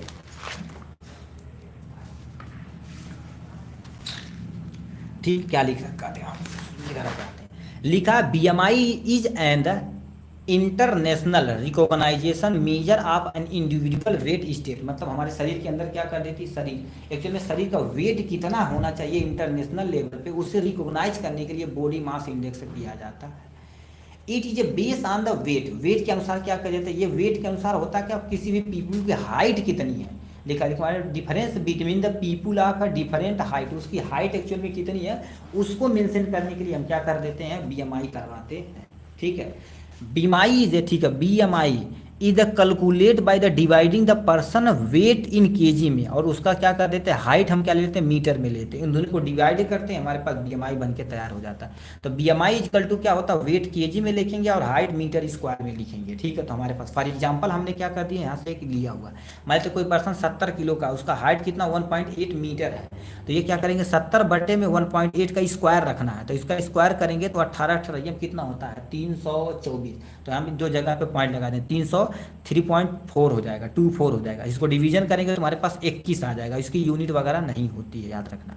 ठीक है, लिखना चाहो तो क्या कर सकते हैं, केजी मीटर स्क्वायर लिखते हैं। ठीक है, केजी मीटर स्क्वायर लिखते हैं। High BMI indicate the high body fat, मतलब यदि बीएमआई ज़्यादा रहेगी तो समझ लो आपके शरीर के अंदर चर्बी बहुत ज़्यादा है, जिससे आपके लिए दिक्कत हो सकती है। ठीक है, easy screening method for the यानी अंडर वेट या ओवर वेट, मतलब आपकी वेट ज़्यादा है कि कम है, वेट यानी हाइट के हिसाब से। ठीक है, ठीक, तो उसको इसमें इंडिकेशन किया जाता है। ठीक है, इसमें इंडिकेशन किया जाता है। ठीक, तो ये बीएमआई हो जाएगी, बीएमआई हो जाएगी। उसके बाद ईसीजी क्या होती है, इसको एक्सप्लेन करना पड़ेगा, ईसीजी क्या होती है, इसका डायग्राम वगैरह थोड़ा सा बता देंगे, काम हो जाएगा।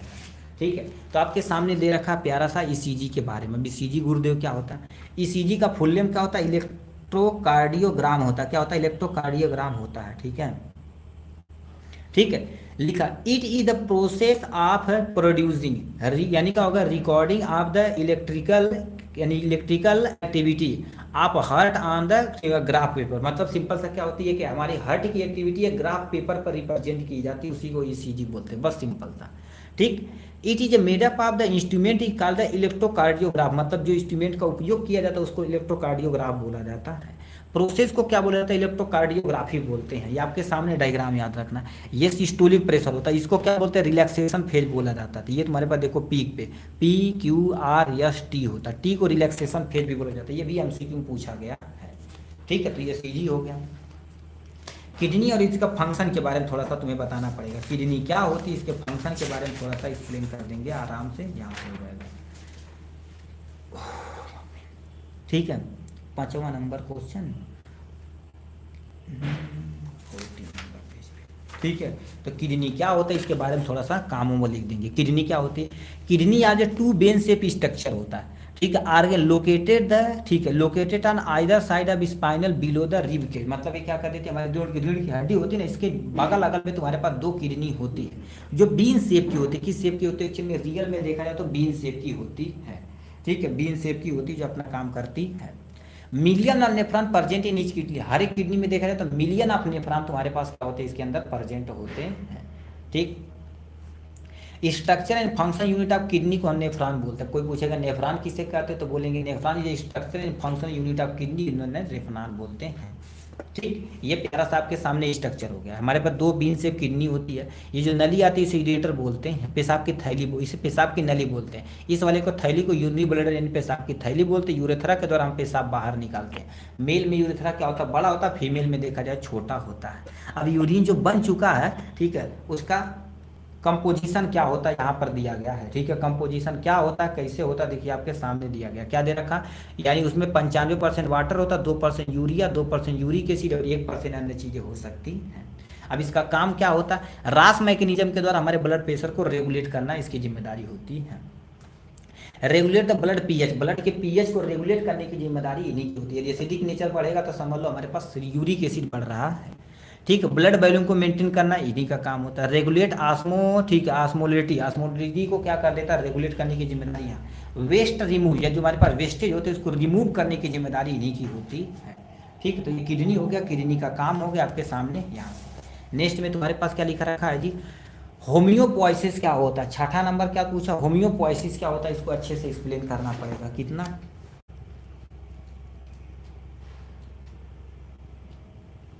ठीक है, होम्योपोइसिस क्या होता है, यानी ब्लड के फॉर्मेशन को क्या बोला जाता है, होम्योपोइसिस बोला जाता है, यानी formation of blood is known as haemopoiesis बोला जाता है। इसकी मैकेनिज्म होती है आपके सामने यहाँ से। अब पहले देखिए, हीमो मतलब ब्लड, पोइसिस मतलब क्या होगा, बनना, सिंपल सा, बस काम खत्म, ठीक है। लिखा formation of blood is known as, यानी कॉल्ड एज हीमोपोइसिस बोलते हैं। हमारे शरीर के अंदर जो ब्लड का निर्माण होता है, ठीक है, ब्लड का निर्माण होता है, उसी को क्या बोला जाता है, हीमोपोइसिस बोला जाता है। क्या बोलते हैं, हीमियोपोइसिस बोला जाता है। अब क्यों, क्योंकि यदि देखा जाए तो हमारे शरीर के अंदर एक्चुअल में इरिथ्रोसाइट होती है। क्या होता है, इरिथ्रोपोइसिस बोलते हैं। एक्चुअल में बनता कैसे, ध्यान से सुनिए।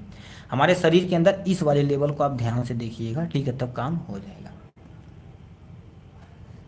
ठीक, हमारे पास ये हो गया, ठीक है। इसको हमें इस पे बताना चाहिए था, ब्लड क्लॉटिंग वाइन, ठीक है। कितना नंबर क्वेश्चन है बाबू, 6ठा नंबर, ठीक है। हीमोपोइसिस में ब्लड बनाना है ना, ब्लड बोन मैरो के अंदर बनता है, इसको हटाते ना बाबू। ये इरिथ्रोपोइसिस है, इरिथ्रोपोइसिस गड़बड़ हो जाएगा, दिक्कत हो जाएगी।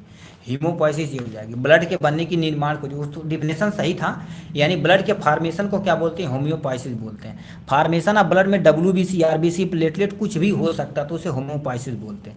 अब जब ये प्रोसेस होता है तो उसे किस टिश्यू के अंतर्गत होता है, तो उसको क्या बोला जाता है, हीमियोपोइटिक टिश्यू बोला जाता है, हीमियोपोइटिक टिश्यू बोलते हैं। हमारे शरीर में ब्लड का निर्माण बोन मैरो के अंदर होता है। कहाँ पर होता है, बोन मैरो के अंदर होता है। बच्चों में क्या होता है, बच्चों में तो बोन मैरो वेल डेवलप होता नहीं, तो बच्चों में लीवर तथा स्प्लीन के अंदर ब्लड का फॉर्मेशन होता है। प्रकार देखा जाए तो क्या होगा, यदि आरबीसी बन रही तो इरिथ्रोपोइसिस बोलते हैं। आरबीसी के बनने को प्रोसेस को इरिथ्रोपोइसिस बोलते हैं, तो लिखा आरबीसी के निर्माण को इरिथ्रोपोइसिस बोलते हैं। और डब्ल्यूबीसी के निर्माण को क्या बोलते हैं, ल्यूकोपोइसिस बोलते हैं, तो लिखा डब्ल्यूबीसी के निर्माण को क्या बोलते हैं, ल्यूकोपोइसिस कहते हैं। थ्रम्बोपोइसिस क्या होगा, प्लेटलेट के निर्माण को क्या बोलते हैं, थ्रम्बोपोइसिस बोलते हैं। मतलब हमारे शरीर के अंदर जो थ्रम्बोकाइसिस है, थ्रम्बो, ठीक है, प्लेटलेट था, प्लेटलेट के निर्माण को हम क्या बोलते हैं, थ्रम्बोपोइसिस बोला जाता है, जो आपके सामने दिया गया है। ठीक, ये हो गया आपके बारे में। नेक्स्ट में क्या पूछा, हार्ट साउंड क्या होता है, ठीक है, उसके लीवर, उसका काम वगैरह बताना पड़ेगा। भैया थोड़ा सा तेजी से चलते हैं भाई, ठीक है। ठीक, आगे भी 1.5 घंटा होने वाला है।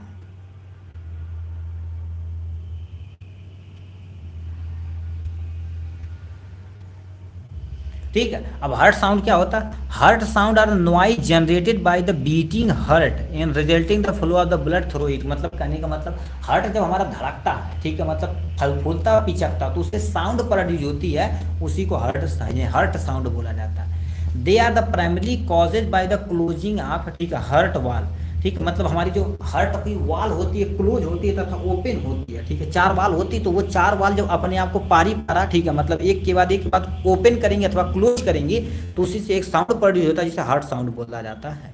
ठीक है, हार्ट साउंड तुम्हारे पास हियरिंग यूजिंग द स्टेथोस्कोप, ये तो स्टेथोस्कोप की स्पेलिंग गलत दी है भाई, तुम्हारे पास क्या हो जाएगा, ठीक है, ठीक है, स्थैथो, ठीक है, टे लिखना, स्थैथोस्कोप कहते हम सुन लेते हैं।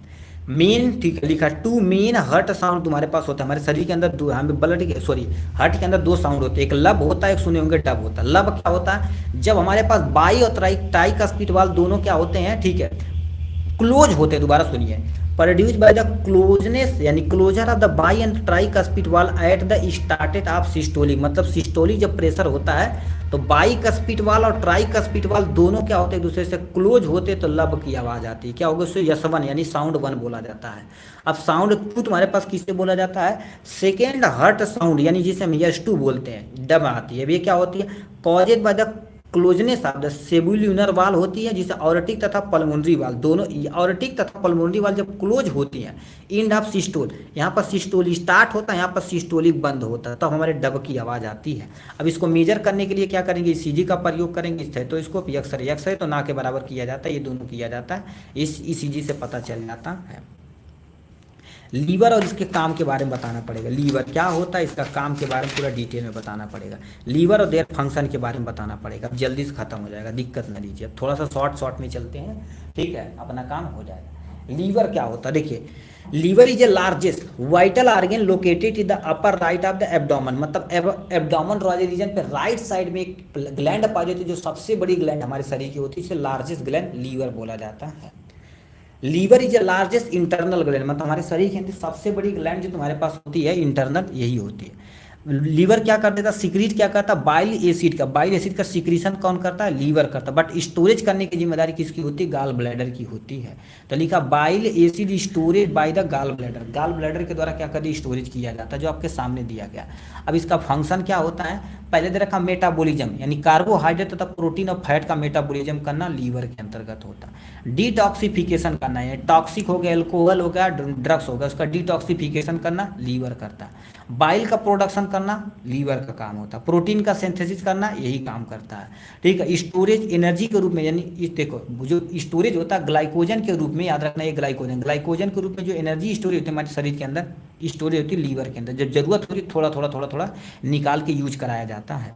ब्लड को फिल्टर करना, एक्चुअली में ब्लड का फिल्ट्रेशन का काम, ठीक है, ये नहीं यार तो गड़बड़ा देते हैं, ठीक है।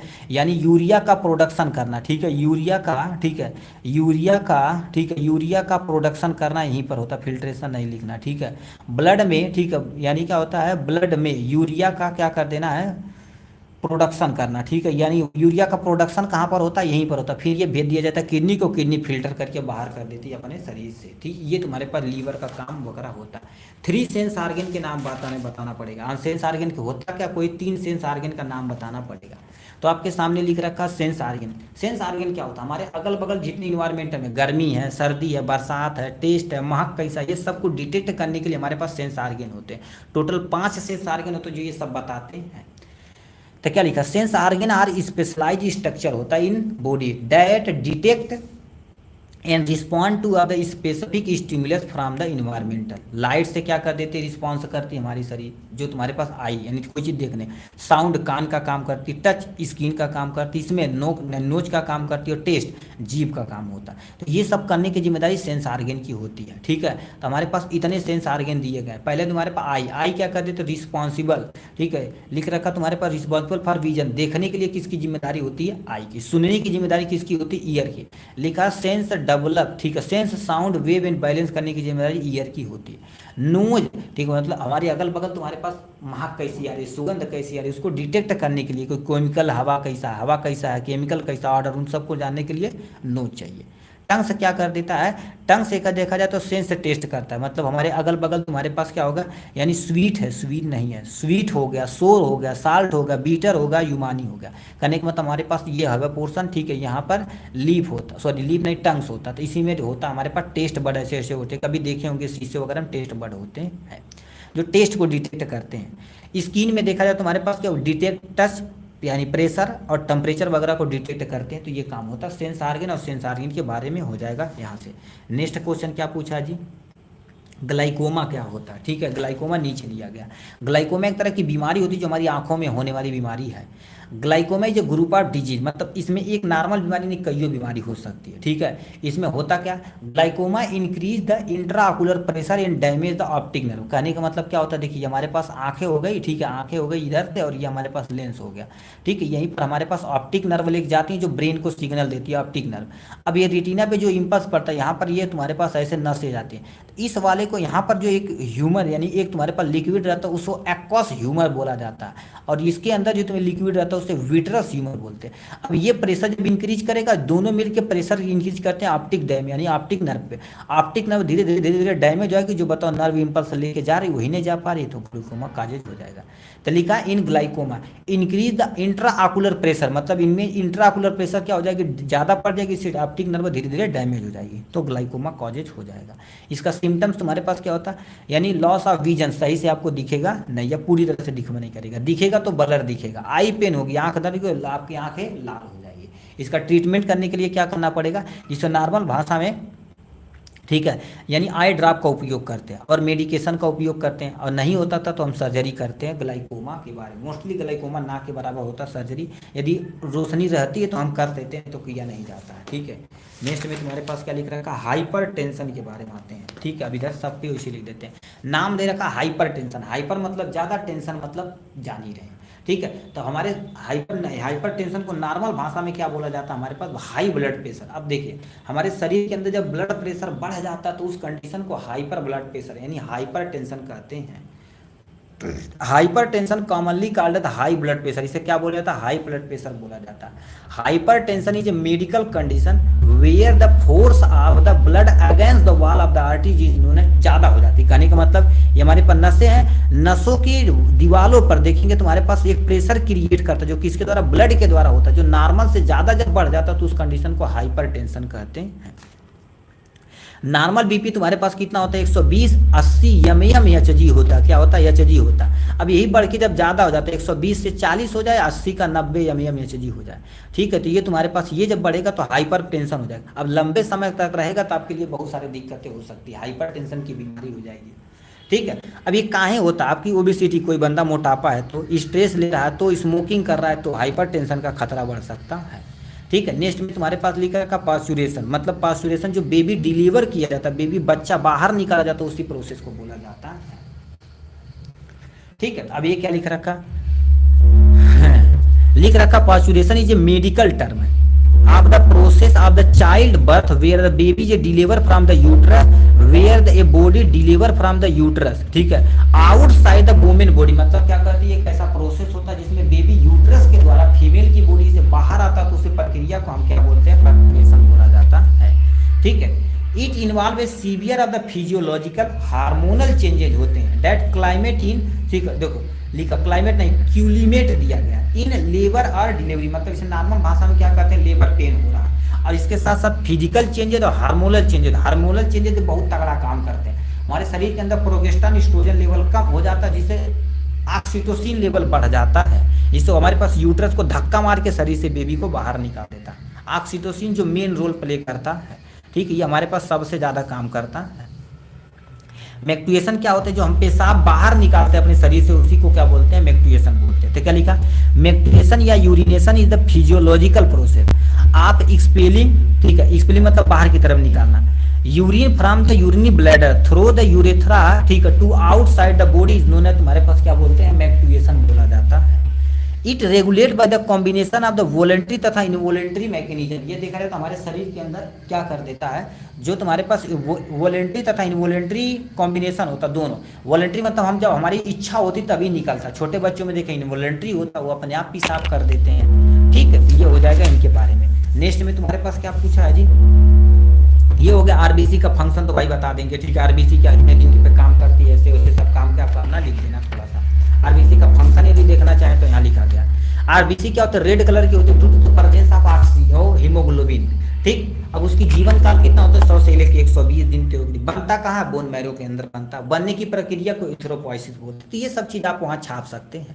ऑक्सीजन का परिवहन यही कराता है। एटीपी का स्राव करने की जिम्मेदारी है, तथा वसों को यानी वेसल को डायलेट करने की जिम्मेदारी इन्हीं की होती है। इम्यूनिटी को बूस्ट करने की जिम्मेदारी इन्हीं की होती है। खाद्य पदार्थों का स्थानांतरण इन्हीं का होता है, ठीक है, ये हो गया। अब यहाँ पर हम आते हैं नेक्स्ट में, तुम्हारे पास क्या दिया गया? फुल नेम आप पूछा हुआ, इन सबका तुम्हारे पास फुल नेम पूछा हुआ है।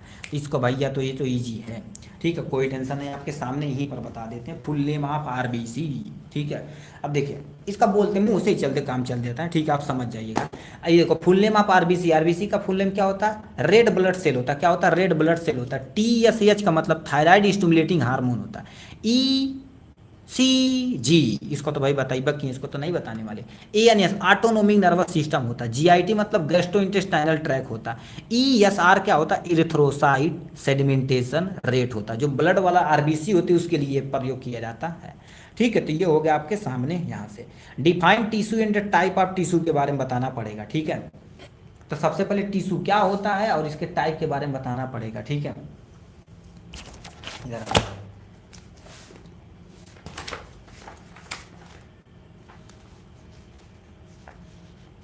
कितना नंबर है question? 14 number. Tissue tissue tissue, ठीक है, सबसे पहले ही में था टिश्यू भैया।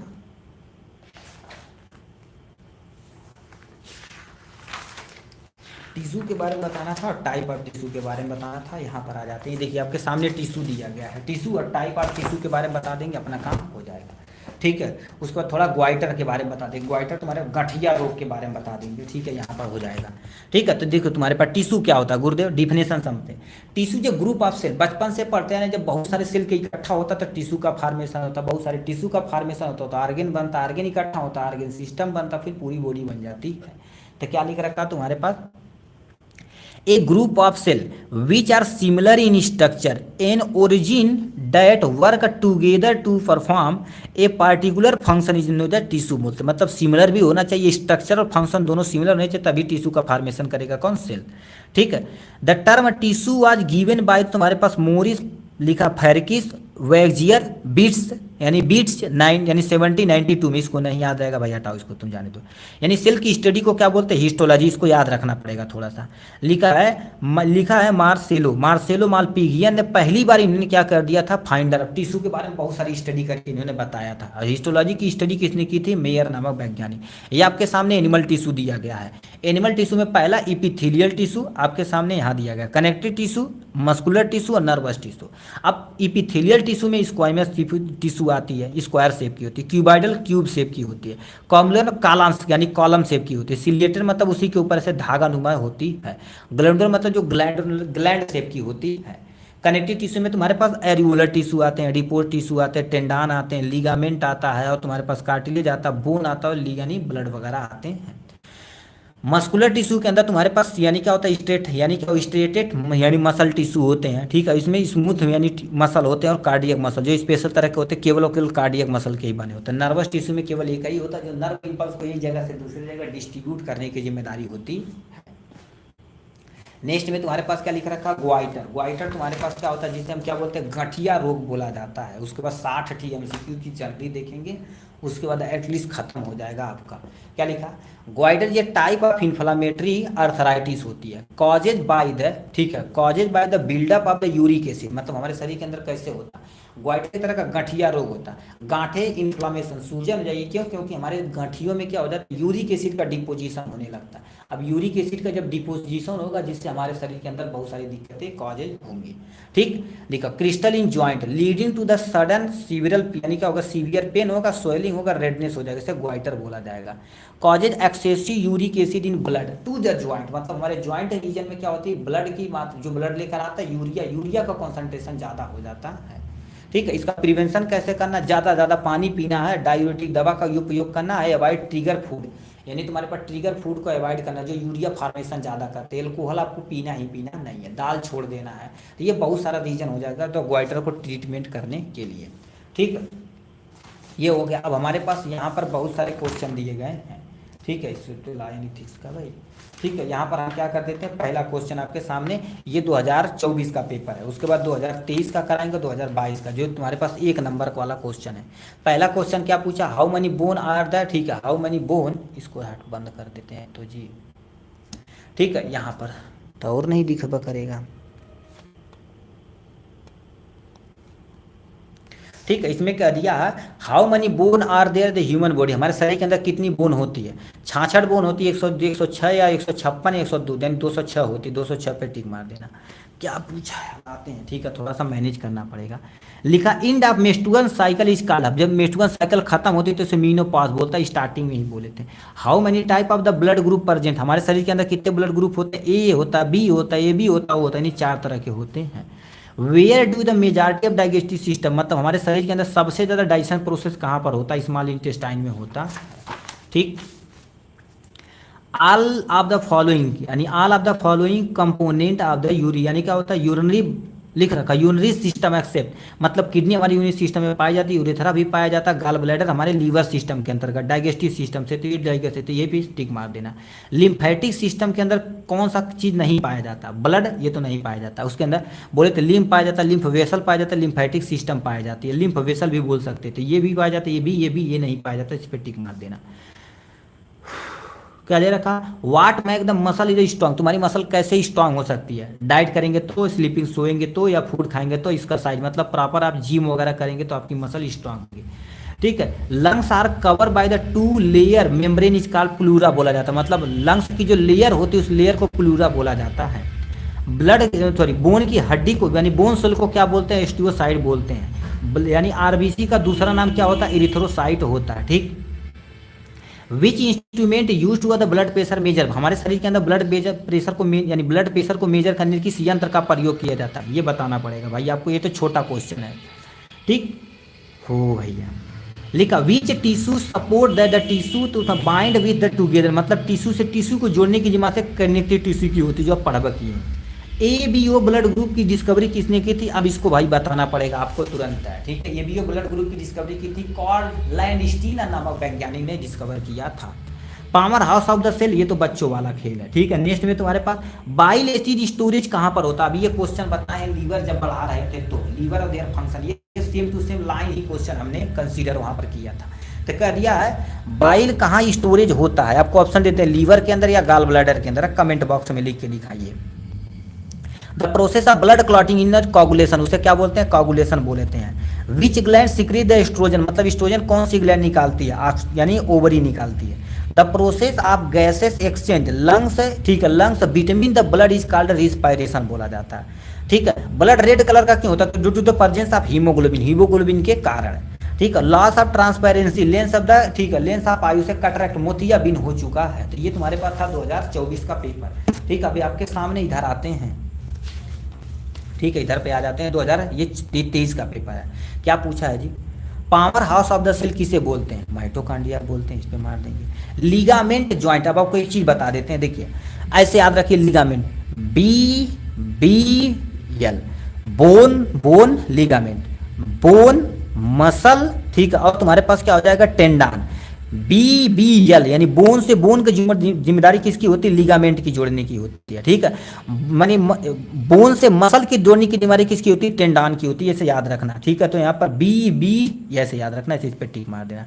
एबीओ ब्लड ग्रुप की डिस्कवरी किसने की थी, लॉन कैड यानी कार्ल लैंडस्टीन ने। देखो ये क्वेश्चन पूछा गया, बायोलॉजी स्टोरेज गाल ब्लैडर के अंदर होता है, वही सेम टू सेम पूछवा किया था जी। ठीक है, 2023 का उठा के 24 में सेंटेंस बना दिया भाई।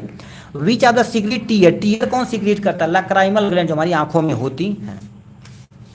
मास्टर ग्लैंड को क्या बोलते हैं, प्यूटिटी ग्लैंड, अभी देखिए प्यूटिटी ग्लैंड को मास्टर ग्लैंड बोलते हैं। टेस्टोस्टेरोन कौन सा प्रोड्यूस करता है, टेस्टोस्टेरोन एक मेल हार्मोन होता है जो टेस्टिस निकालता है। ठीक है, spinal cord is related to which of the following, हमारे लिए किसके लिए होती है, यूरिन की, यूरिन सिस्टम से, डाइजेस्टिव सिस्टम होती है, नर्वस सिस्टम से रिलेटेड होती है। जो नर्वस सिस्टम हमारे पास सेंट्रल नर्वस सिस्टम के अंतर्गत आता है, इस पे मार देंगे।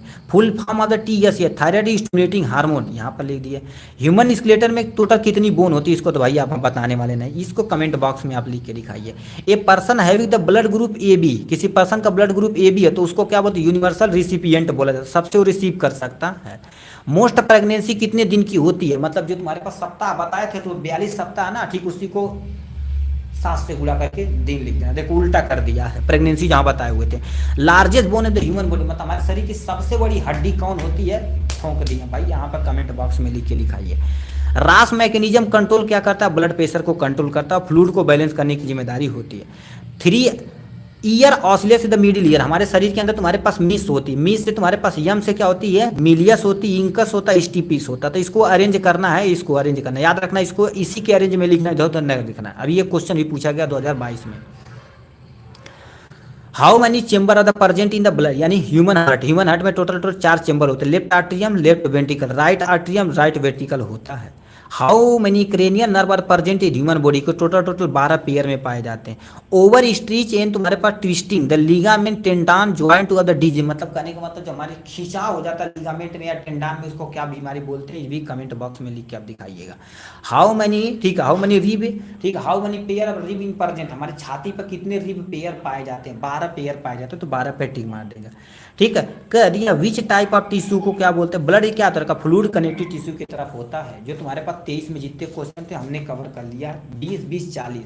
अब हम आते हैं मेन मुद्दे पर। ठीक है, इधर पे आते हैं, ये 2022 का पेपर है। ठीक है, अब 2022 में क्या पूछा गया है, ह्यूमन, भैया कितना दाई पूछवा ये मर्दे, ह्यूमन स्केलेटल इज मेरा पाप, ठीक है, कितना टिश्यू, कितना टोटल बोन होती है, 206 बोन होती है। यूनिवर्सल डोनर किसे कहते हैं, डोनर, देखो यहाँ पर उसमें उल्टा कर दिया, डोनर के तुम्हारे पास क्या हो जाएगा, ओ डोनर हो जाता है। ठीक है, नेक्स्ट में तुम्हारे पास क्या लिख रही है जी, ठीक है। ब्लड सर्कुलेशन में उसकी डिस्कवरी किसने की थी? कॉर्डलैंड स्टीनर नामक वैज्ञानिक ने थी। ईसीजी में तुम्हारे पास रिलैक्सेशन फेज, अभी जब बताए थे ईसीजी में टी फेज को रिलैक्सेशन फेज बोलते थे, टी फेज यहाँ पर हो जाएगा यदि ईसीजी को ध्यान से सुने होंगे हमारी बातें तो। लूप ऑफ हेनले बोले तो लूप ऑफ हेनले, ये लूप किस शेप का होता है? तुम्हारे पास यू शेप का होता है, कहीं दिया यू शेप पे टिक मार देना। Largest part of the human brain है, हमारे शरीर का सबसे बड़ा, शरीर का नहीं ब्रेन का सबसे बड़ा भाग क्या होता है? सेरिबरम होता है, सेरिबेलम होता है, डाइसेफ्लान होता है, मेडुला ओब्लेंगाटा। तो इसको काट दो, इसको काट दो, इसमें से कौन सा देखें बताते हैं आप कमेंट बॉक्स में। ठीक है, कमेंट बॉक्स में भर से लिख के दिखाइएगा। लिख रखा है from out to inside arrangement of the bone of a middle ear. अब भैया बोले मिस मिंग यानी क्या होता है? मिस यानी क्या होता है? मिलियस होती है, इंकस होती, स्टीपस, मिलियस इंकस स्टीपस, यही आपको अरेंज कर देना, काम हो जाएगा।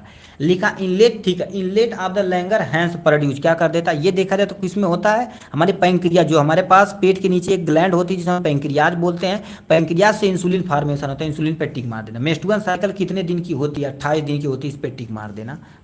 ठीक है, अब देखिए टेंडान ज्वाइंट करता, भाई इसको हम छुएंगे नहीं, आप कमेंट बॉक्स में लिख के दिखाइए भाई। अभी बोलबा की है, बोन से बोन जोड़ने का जिम्मेदारी लिगामेंट का होता है, और बोन से मसल की जिम्मेदारी किसकी होती है? टेंडान की होती है। अब यहाँ से बताइए टेंडान किसको क्या करता है? ठीक है, ये कमेंट बॉक्स में लिख के दिखाइएगा। Power house of the cell को क्या बोलते हैं? माइटोकांड्रिया बोलते हैं, जो आपके सामने दिया गया। मसल फैटिक तुम्हारे पास कब होती है? जब हमारे शरीर के अंदर लैक्टिक एसिड, मसल के अंदर एनारोबिक रिस्पायरेशन होने के नाते लैक्टिक एसिड का फॉर्मेशन होता है, तो लैक्टिक एसिड फिलअप कर देना। Regulation of the heartbeat, blood pressure को कौन रेगुलेट करता है? हमारे पास यसियन तथा एबी नोड होते, वो करते हैं। सडन फीटल हार्ट अटैक में भी यानी place due to the blockage, आप कॉर्नी आर्टरी जब ब्लॉकेज होगी तो सडनली हार्ट अटैक आ जाएगी, आदमी की डेथ हो जाएगी, रेयर बचते हैं, नहीं तो मर जाते हैं। ठीक है, पल्स ऑफ ए पर्सन, ठीक है, felt in the placing of the finger, मतलब कहाँ पर कर देते हैं? ये पल्स रेट जानने के लिए यहाँ पर करते हैं, तो रेडियल तुम्हारे पास आर्टरीज हो जाएगी। ये भी क्वेश्चन देखो पूछा गया था। देखा gastric cell are the found in, gastric cell क्या होता है? हमारे जीभ पर पाया जाता है, जो टेस्ट बर्ड का काम करते हैं। ठीक है, बाइल स्टोरेज कहाँ पर होता है? गाल ब्लैडर में होता है। Loss of transparency of the lens causes है तुम्हारे पास है, ठीक है, आई इज कॉल्ड कैटरेक्ट, मोतियाबिंद, ये भी क्वेश्चन पूछा गया था भाई। एस्ट्रोजन और प्रोजेस्टेरोन कौन निकालता? ओवरी निकालती, ये भी क्वेश्चन हम पूछेंगे। Exchange of gas in lung to other, ठीक है, लंग्स कहाँ, गैस ऑफ द लंग्स, उसे हम क्या बोलते हैं? इंटरनल रिस्पायरेशन बोलते हैं। सेल का हुआ है, ठीक है, इस काल तुम्हारे पास रिस्पायरेशन या इंटरनल रिस्पायरेशन बोल देंगे mostly. Exchange of gas in the lungs, lungs मतलब एटमॉस्फियर से या सेल से, तब क्या लिखेंगे जी? यदि सेल से रहेगा तो इंटरनल रिस्पायरेशन, यदि एटमॉस्फियर रहेगा तो एक्सटर्नल रिस्पायरेशन दिया जाता है। तो इस तरह से देखा जाए तो हमने टोटल 60 एमसीक्यू प्लस में सुपर 25 क्वेश्चन अच्छे अच्छे कंप्लीट कर लिया है। ठीक है, आज के लिए बस इतना ही, फिर मिलेंगे नेक्स्ट वीडियो में नेक्स्ट टॉपिक के साथ। तब तक के लिए bye bye and take care.